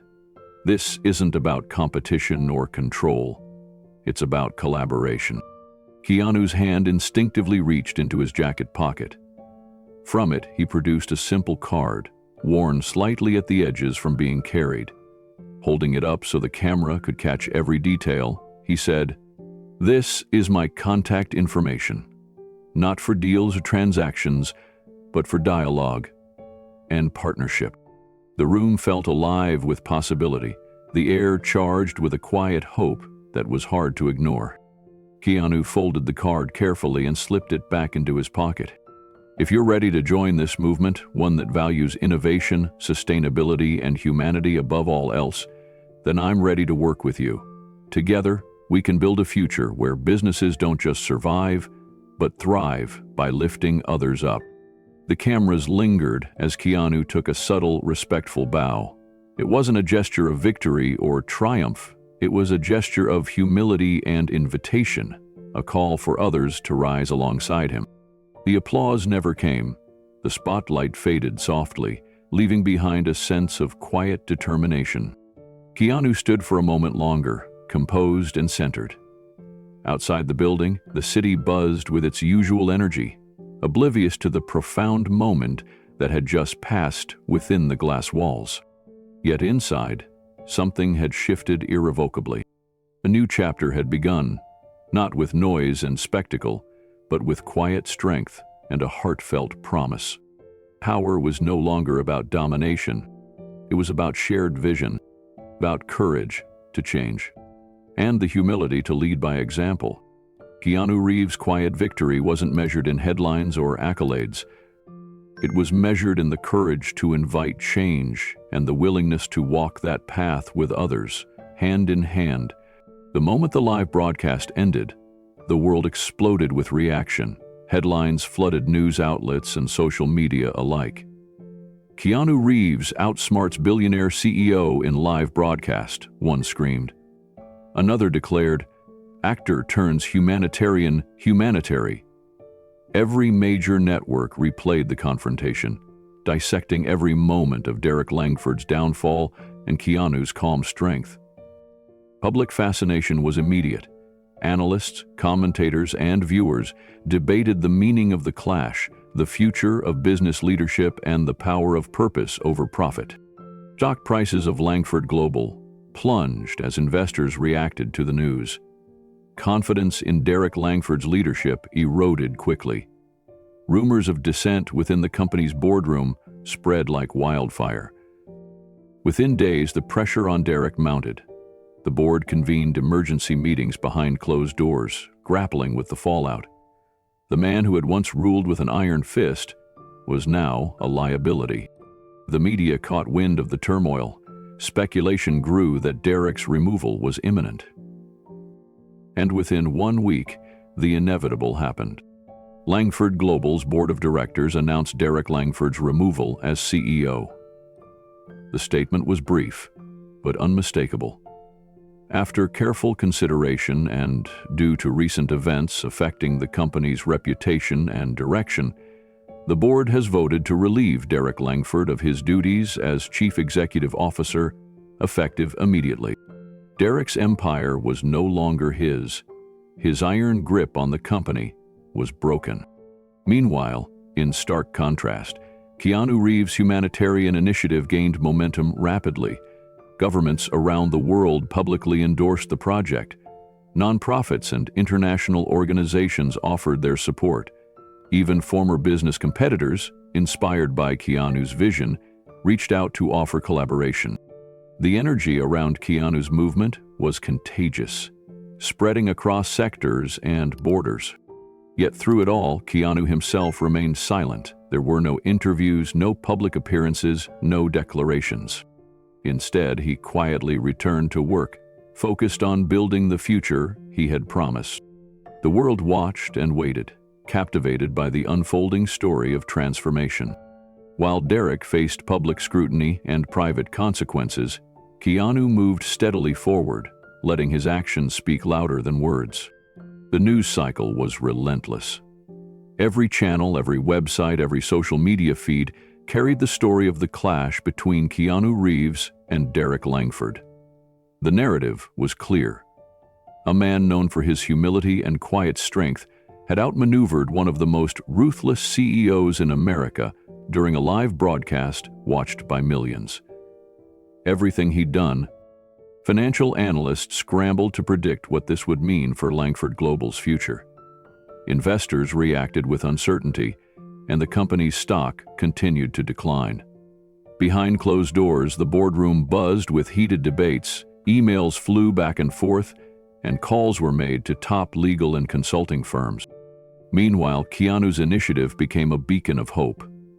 Governments across continents began to endorse the project publicly, praising its potential to tackle pressing global issues through sustainable, community-driven solutions. Nonprofits and humanitarian organizations saw a new opportunity for collaboration, eager to lend their expertise and networks. Surprisingly, former business rivals, those who had once sought to undercut or compete with Derek's empire, reached out to Keanu with cautious enthusiasm. They saw in him a new kind of leadership, one grounded in genuine care rather than cutthroat ambition. Despite the growing spotlight and invitations to speak at major events, Keanu remained steadfastly silent. No press conferences, no interviews, no viral social media posts. He focused instead on quietly strengthening the foundations of his initiative, working closely with his team and partners. His silence only added to the intrigue, making the public hunger for more insight into the man behind the vision. In this quiet dedication, Keanu demonstrated the very principles that had won over so many: humility, persistence, and a deep commitment to service. While the world buzzed around him, he was already laying the groundwork for the change he knew was possible. And in the shadows of Derek Langford's downfall, a new chapter in business and humanitarianism was being written. Days stretched into a week, yet Keanu Reeves remained remarkably quiet. No grand announcements, no headlines featuring interviews or public speeches. Instead, there was a steady, deliberate focus on action. Behind the scenes, Keanu and his dedicated team worked tirelessly, weaving together a network of partnerships that would transform his vision into reality.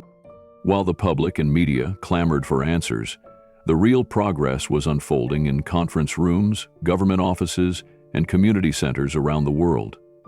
Formal endorsements came pouring in, from governments eager to back sustainable development, from respected nonprofits ready to collaborate, and from international agencies recognizing the project's potential to revolutionize humanitarian efforts. Keanu's initiative, once a seed of an idea, began to grow into a movement. The micro-campus model he had presented wasn't just theory. It was being replicated in remote villages and urban neighborhoods alike, providing clean energy, healthcare access, education, and sustainable food production to communities long neglected by traditional aid. Local leaders, inspired by the success stories emerging from the pilot sites, reached out to Keanu's team. They wanted to bring this model to their regions, creating ripple effects of hope and transformation. What started as a quiet project, funded by personal sacrifice, was quickly becoming a global force for change. Meanwhile, Derek Langford's world continued to unravel. The boardroom was rife with tension and uncertainty. The man who once wielded absolute power now found himself isolated. Shareholders demanded accountability. Executives debated the company's future without him. The fall from grace was swift and decisive. Leaks emerged, revealing internal fractures and whispers of further resignations. Derek's attempts to regain control through legal threats and corporate maneuvers were met with resistance. The empire he built on ruthless ambition was crumbling under the weight of its own arrogance. Yet amid this chaos, Keanu remained grounded. His silence was not a retreat, but a statement in itself. He refused to let the noise distract him from the mission. While others sought headlines, he chose humility and action. The narrative around him began to shift in unexpected ways. No longer was he just the actor who'd bested a billionaire CEO on live television. He was becoming a symbol, a leader who embodied a new kind of success, one defined not by power or profit, but by compassion, vision, and a commitment to lifting others up. Keanu's quiet persistence inspired countless others to reconsider their own definitions of leadership and success.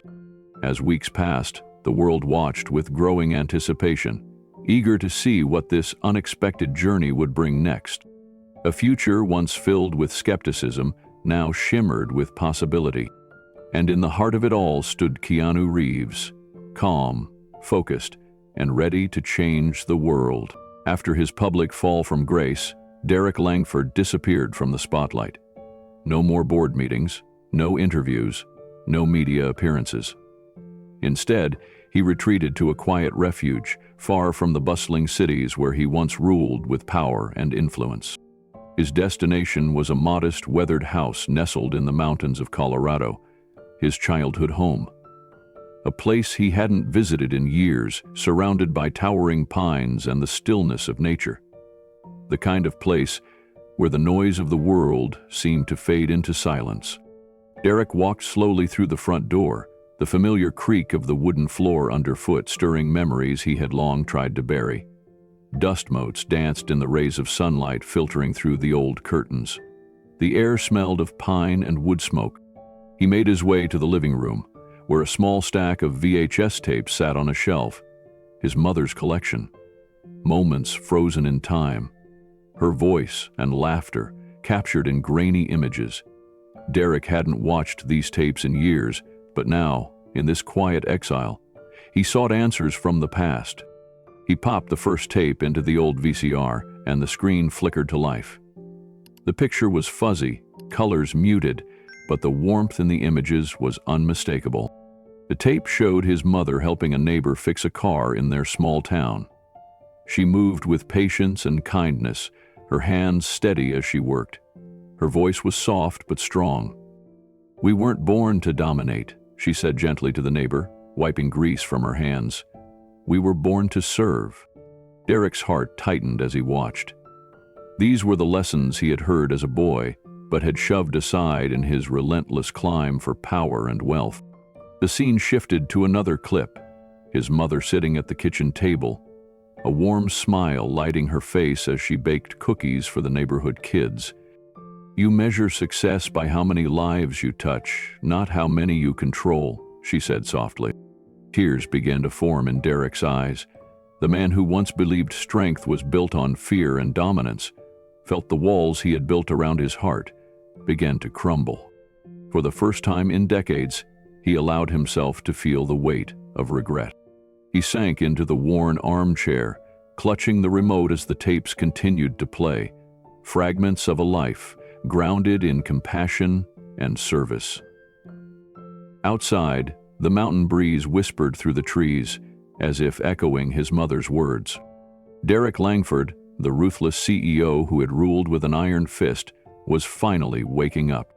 As the old VHS tapes continued to play, Derek sat silently, the images and sounds stirring memories he had long buried beneath ambition and pride. His mother's gentle voice filled the room once more, reminding him of a simpler time, when kindness was strength and service was honor. The weight of those lessons pressed heavily on Derek's chest. The empire he had built through ruthless tactics now felt hollow and empty. His sharp suits, expensive watches, and luxurious possessions couldn't fill the void left by years of isolation from the values his mother had taught him. He thought about the confrontation with Keanu Reeves, the calm, grounded man who had challenged everything Derek believed in.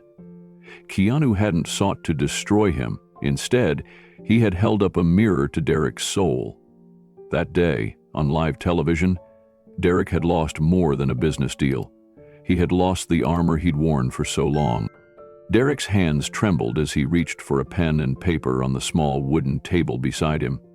Words began to flow, raw and unfiltered, pouring out the turmoil and awakening inside.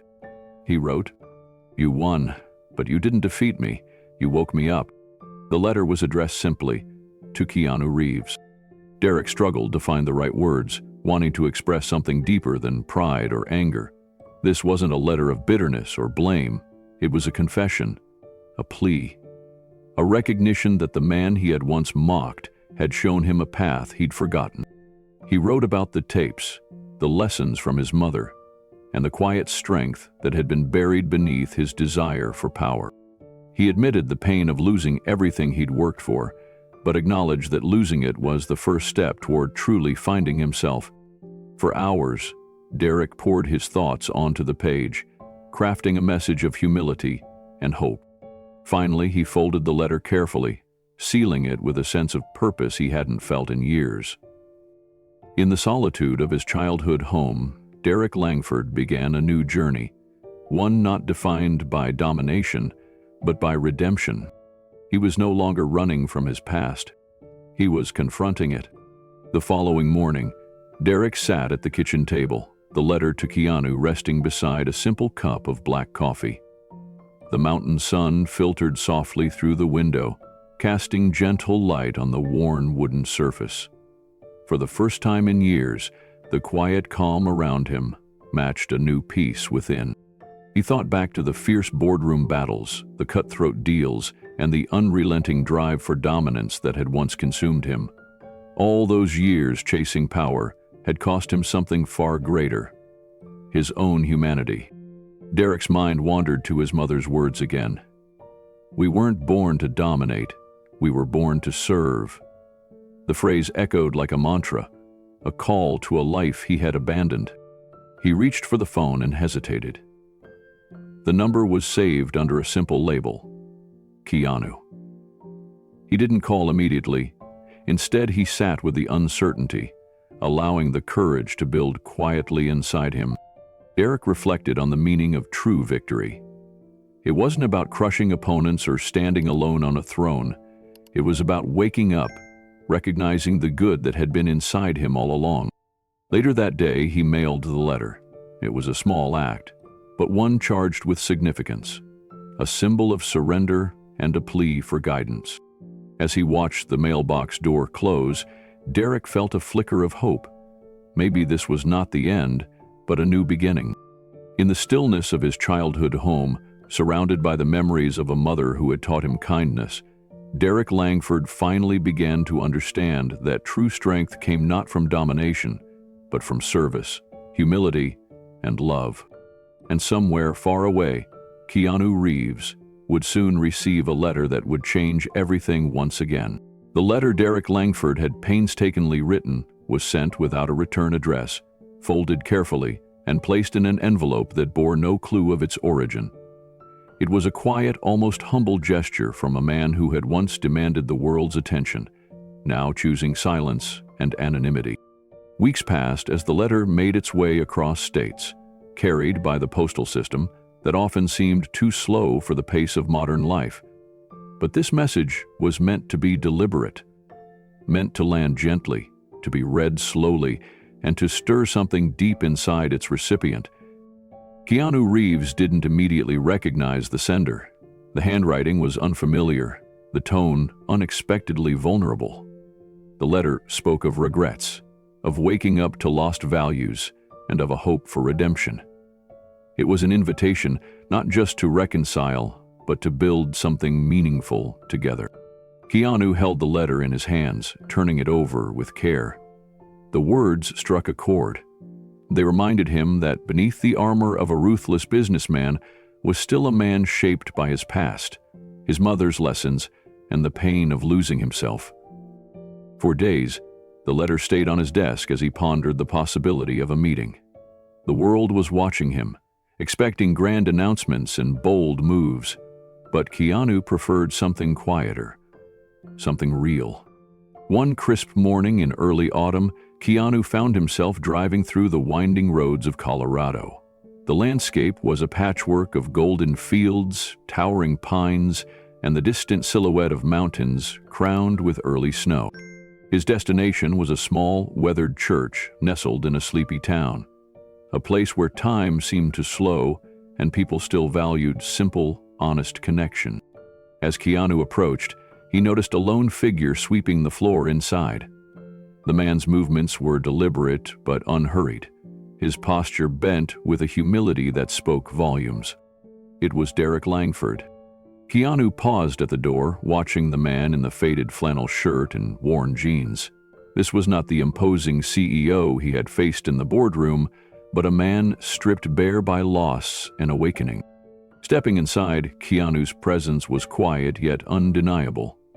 Derek looked up, eyes meeting his with a mixture of surprise and guarded hope. The two men stood in the dusty light streaming through stained glass windows, surrounded by wooden pews that had seen generations come and go. Neither spoke immediately. The silence between them was thick with unspoken words, memories, and the weight of recent events. Finally, Keanu broke the stillness. "There's still time, Derek," he said simply, his voice steady but warm. "Let's build something." Derek didn't respond with words. Instead, he nodded, a small, slow movement that carried the promise of something new. In that dusty Colorado church, two very different men found a fragile bridge between their past and a shared future. The quiet nod Derek gave was not just an acknowledgement, but a turning point. The air in the small church felt charged, as if the walls themselves held the weight of the moment. It was a meeting of two worlds, the relentless corporate battleground and the humble space where true transformation begins. Keanu stepped closer, lowering his voice. "We don't have to keep fighting. There's a chance to create something better than what we both imagined." Derek's eyes flickered with doubt and pain, shadows of old pride clashing with the vulnerability now laid bare. He dropped the broom beside him and ran a hand through his hair, the motion reflecting years of inner conflict. "I don't know if I'm ready," Derek admitted quietly. "I've spent so long building walls, pushing people away.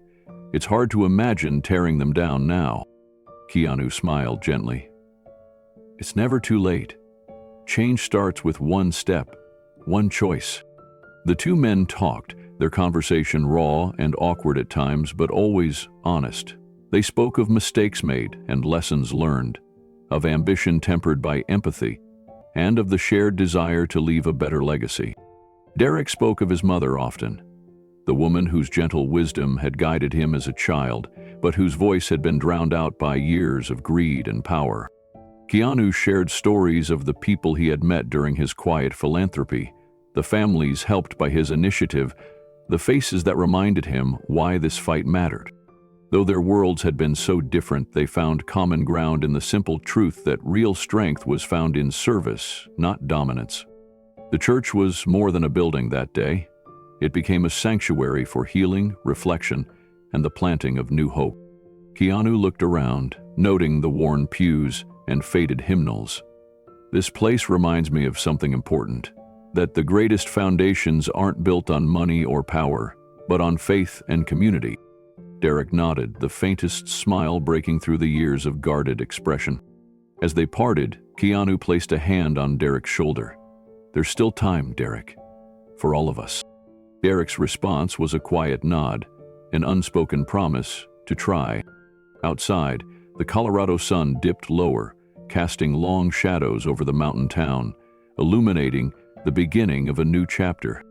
The moments after their conversation felt heavy but filled with possibility. Derek picked up the broom again, but this time his movements were slower, less burdened. Keanu watched quietly, understanding that real change was never instantaneous. It was a process, often messy and uncomfortable, but worth every step. Derek finally spoke again, his voice steadier. You know, when I was a boy, my mother used to say that we're here to help each other, that no one really wins alone. Keanu nodded. She was right, none of us do. They walked together through the quiet church, past the simple altar and the faded stained glass windows. The sunlight filtered through, casting colors on the wooden floor, a reminder that even old places can hold new light. Derek looked out one of the windows toward the mountains. I never wanted to be like this, he said quietly, so focused on control and dominance that I lost sight of what matters. Keanu replied, It takes courage to admit that. Most people never do. For a long time they stood in silence, sharing the weight of those truths. Then Keanu reached into his pocket and pulled out a small, worn notebook, a collection of ideas, sketches, and plans for the future. I want you to be part of this, Keanu said, not as a competitor or a king, but as a partner. Together, we can build something that lasts, something good. Derek's eyes met his, searching for certainty. Keanu continued, It won't be easy. It'll mean change, real change. But if there's one thing I've learned, it's that the greatest successes come from lifting others up. Slowly, Derek extended his hand. Their handshake was firm but different, no longer a challenge or a battle for power, but a bond forged from shared purpose. Keanu smiled softly. There's still time. Derek gave a small nod, a gesture of acceptance and hope. Outside, the sun dipped behind the mountains, painting the sky in warm shades of gold and amber. Inside the church, two men once divided by ambition and pride found common ground in a quiet invitation to rebuild, to redeem, and to create a future defined not by domination, but by service and heart. And so, their journey together began. 1 year had passed since the pivotal meeting in the quiet Colorado church. A year filled with change, growth, and unexpected partnerships. The man who once ruled with iron fists and cold calculations now stood side by side with the actor who had challenged him, united by a shared vision for something greater. Keanu Reeves and Derek Langford had co-engined the Praxis Project, a global initiative designed to bring together the best minds from diverse backgrounds. Former CEOs, innovative engineers, dedicated teachers, and passionate young leaders, all focused on solving real-world challenges. It wasn't just a business venture. It was a movement built on collaboration, compassion, and action. The launch event took place in a grand hall filled with thousands of attendees from around the world. Delegates representing hundreds of communities, nonprofits, and industries had gathered to witness the beginning of a new era. The air buzzed with anticipation and hope. Keanu arrived dressed simply but confidently, his calm demeanor a stark contrast to the flash and pomp that had once dominated such events. Derek sat quietly in the front row, no longer seeking the spotlight but present as a committed supporter. His presence was a testament to his transformation, a reminder that even the hardest hearts could change. Speakers took the stage, sharing inspiring stories of innovation and resilience. Engineers talked about breakthroughs in sustainable energy. Educators spoke of new models for accessible learning. Youth leaders shared their hopes for a future where technology and humanity worked hand in hand. When it was finally Keanu's turn to speak, the room fell silent. He approached the podium with a modest smile, his voice steady and warm. Real leadership, Keanu began, is not about being at the top. It's about lifting others higher. It's about creating opportunities where everyone can succeed. He spoke of the journey, the challenges faced, the lessons learned, and the incredible power of partnership. He acknowledged Derek's courage in embracing change and joining the mission, reminding everyone that no one is beyond hope or redemption. Keanu's words resonated deeply. They weren't just rhetoric, but a call to action grounded in real-world progress. Behind him, large screens began to showcase images and videos of Praxis campuses thriving across continents. Schools buzzing with eager students, renewable energy systems powering entire villages, medical clinics delivering care to those who once had none. This was the future they were building. The applause that followed was not just for the words spoken, but for the vision coming to life. A vision that blended innovation with heart, ambition with empathy. In that moment, Keanu Reeves and Derek Langford stood as symbols of a new kind of success, one that valued humanity as much as achievement and compassion as much as power. The Praxis project was not just a concept on paper, it was thriving in communities around the globe, from the dusty plains of sub-Saharan Africa to the bustling neighborhoods of Southeast Asia. Dozens of campuses had been built following the innovative model Keanu had introduced. Each campus was designed as a microcosm of sustainable living and learning. Renewable energy-powered homes and schools, and agricultural systems provided fresh food year-round. Clinics, staffed by trained local healthcare workers, offered essential medical services that had once been scarce or non-existent. Young minds flourished in classrooms where technology and tradition blended. Children who had once faced insurmountable barriers now had access to quality education, nurturing their creativity and dreams. At the heart of these campuses were the partnerships Derek and Keanu had cultivated, a coalition of visionaries from varied backgrounds, united by a commitment to serve and innovate. Ex-CEOs lent their expertise to ensure projects were financially sustainable. Engineers designed cutting-edge solutions adapted to local needs, and teachers and youth leaders inspired the next generation to think bigger and care deeper. Derek Langford himself had become a frequent visitor to many of these sites. No longer the distant, unapproachable CEO, he walked among communities, listening to stories, learning from failures and successes alike. His presence was humbling, a sign of how far he had come. The world was taking notice. Media outlets praised the Praxis project as a revolutionary approach to solving some of humanity's most pressing problems. Governments and nonprofit organizations eagerly partnered with the initiative, recognizing its potential to create lasting change. At the launch event, as the crowd absorbed the stories and images, Derek sat quietly watching Keanu from the front row. He was no longer at the center of attention, but that no longer mattered. He understood now that true leadership was not about dominance or control, but about supporting others and building a legacy of service. Keanu's speech continued, emphasizing that this new era required humility, courage, and the willingness to listen and learn from each other. "This isn't just our project," Keanu said. "It's everyone's. It's about the power of community, the strength in collaboration, and the hope we can create together." The room erupted in applause, the energy palpable. As the event concluded, people lingered to connect, share ideas, and commit to the journey ahead. The Praxis project had become a beacon, showing the world that even the most unlikely allies could come together to build a better future.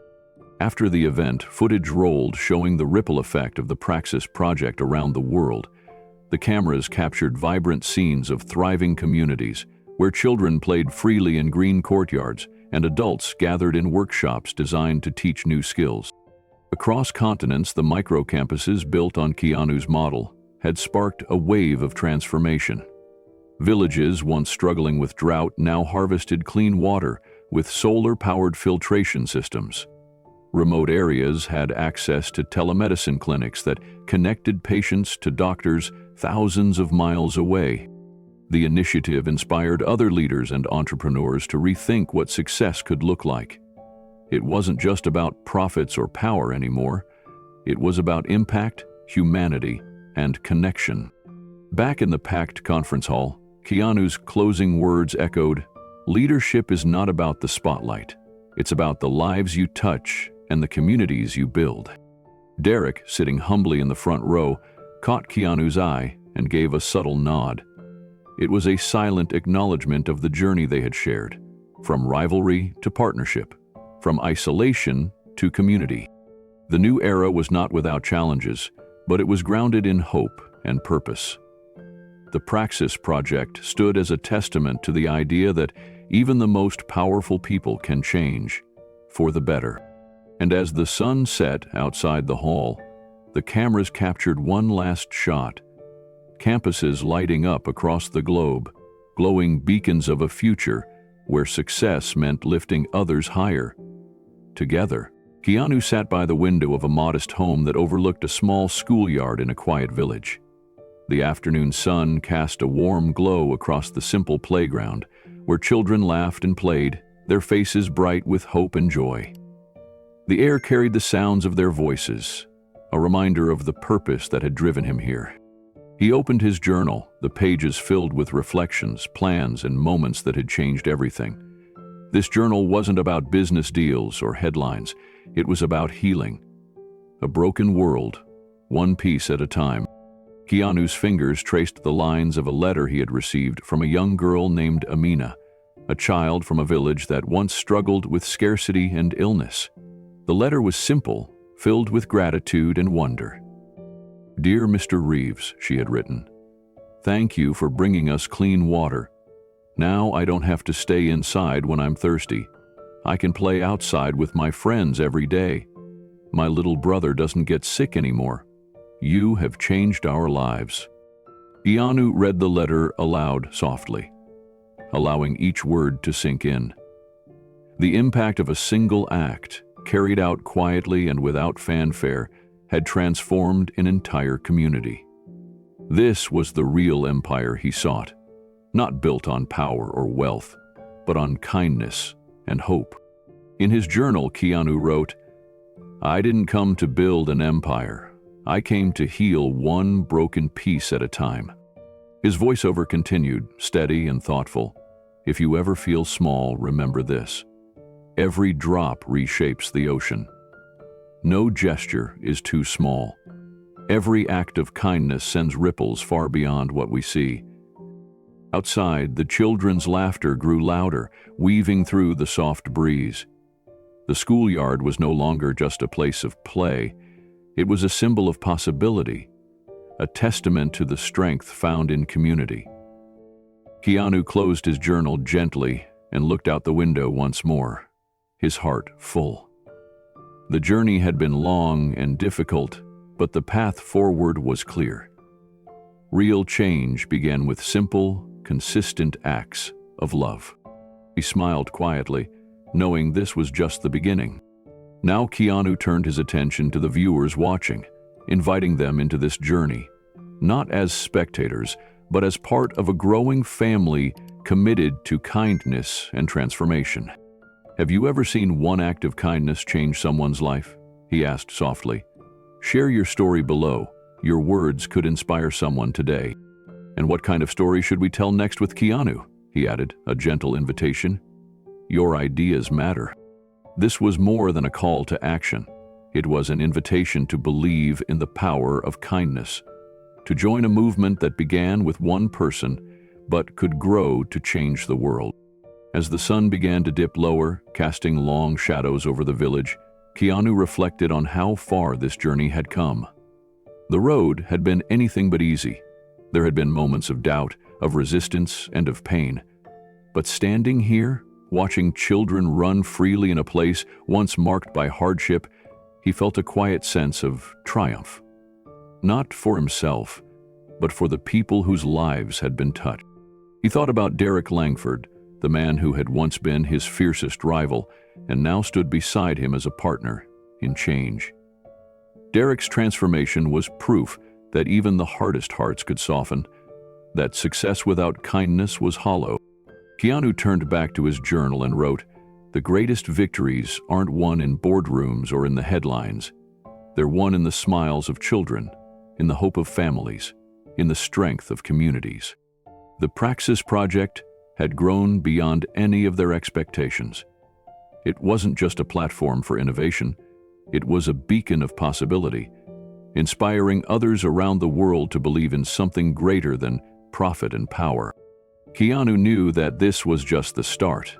Real change required patience, persistence, and the courage to keep moving forward even when the path was unclear. He paused, thinking of the countless stories he had heard from the campuses, the mother who no longer feared illness because her child could receive care nearby, the teacher who finally had resources to inspire her students, the young engineer developing new ways to harness clean energy. Each story was a thread woven into the fabric of something beautiful and enduring. Keanu's voiceover continued, "Sometimes the world feels overwhelming. Problems too big, challenges too many. But every small act, every single step, adds up. Together, we're building a new future." He looked out once more at the children playing, their laughter echoing in the evening air. In their eyes, he saw the promise of tomorrow. The camera slowly pulled back, showing the modest home perched at the edge of the schoolyard, a quiet place of reflection and resolve. Keanu's final words were not just a reflection, but a heartfelt invitation. Have you ever witnessed a single act of kindness change someone's life? Tell us about it in the comments below. Your story could be the spark that lights the way for others. And if there's a story you want to hear next, something that inspires you or makes you believe, share that too. Together, we'll keep telling the stories that matter. In this gentle closing, Keanu didn't just end a video, he began a conversation, a call to connect, to care, and to believe in the power of kindness to change the world. The evening deepened, and Keanu remained seated by the window, the quiet village around him settling into a calm stillness. He closed his journal and let his thoughts drift to the countless lives touched by the Praxis Project. Each success a small victory in the vast struggle against hardship.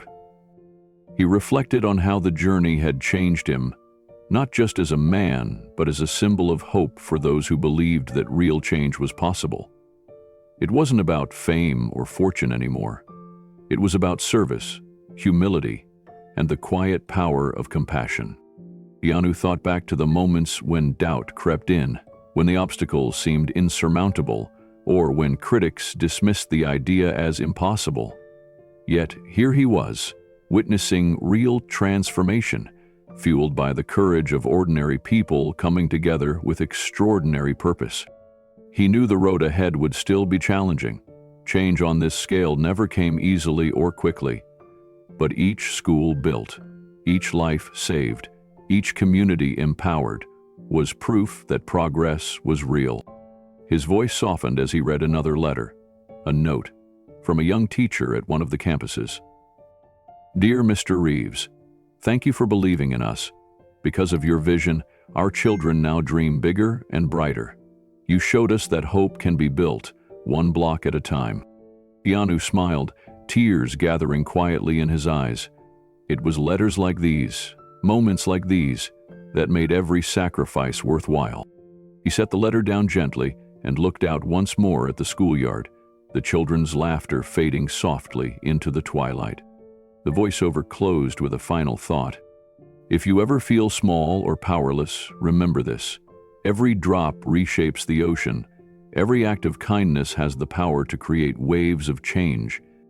Keanu's gaze returned to the camera, his expression steady and sincere.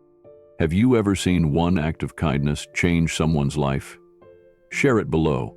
Your story could inspire someone who needs hope today. And what story should we tell next with Keanu? Your ideas matter.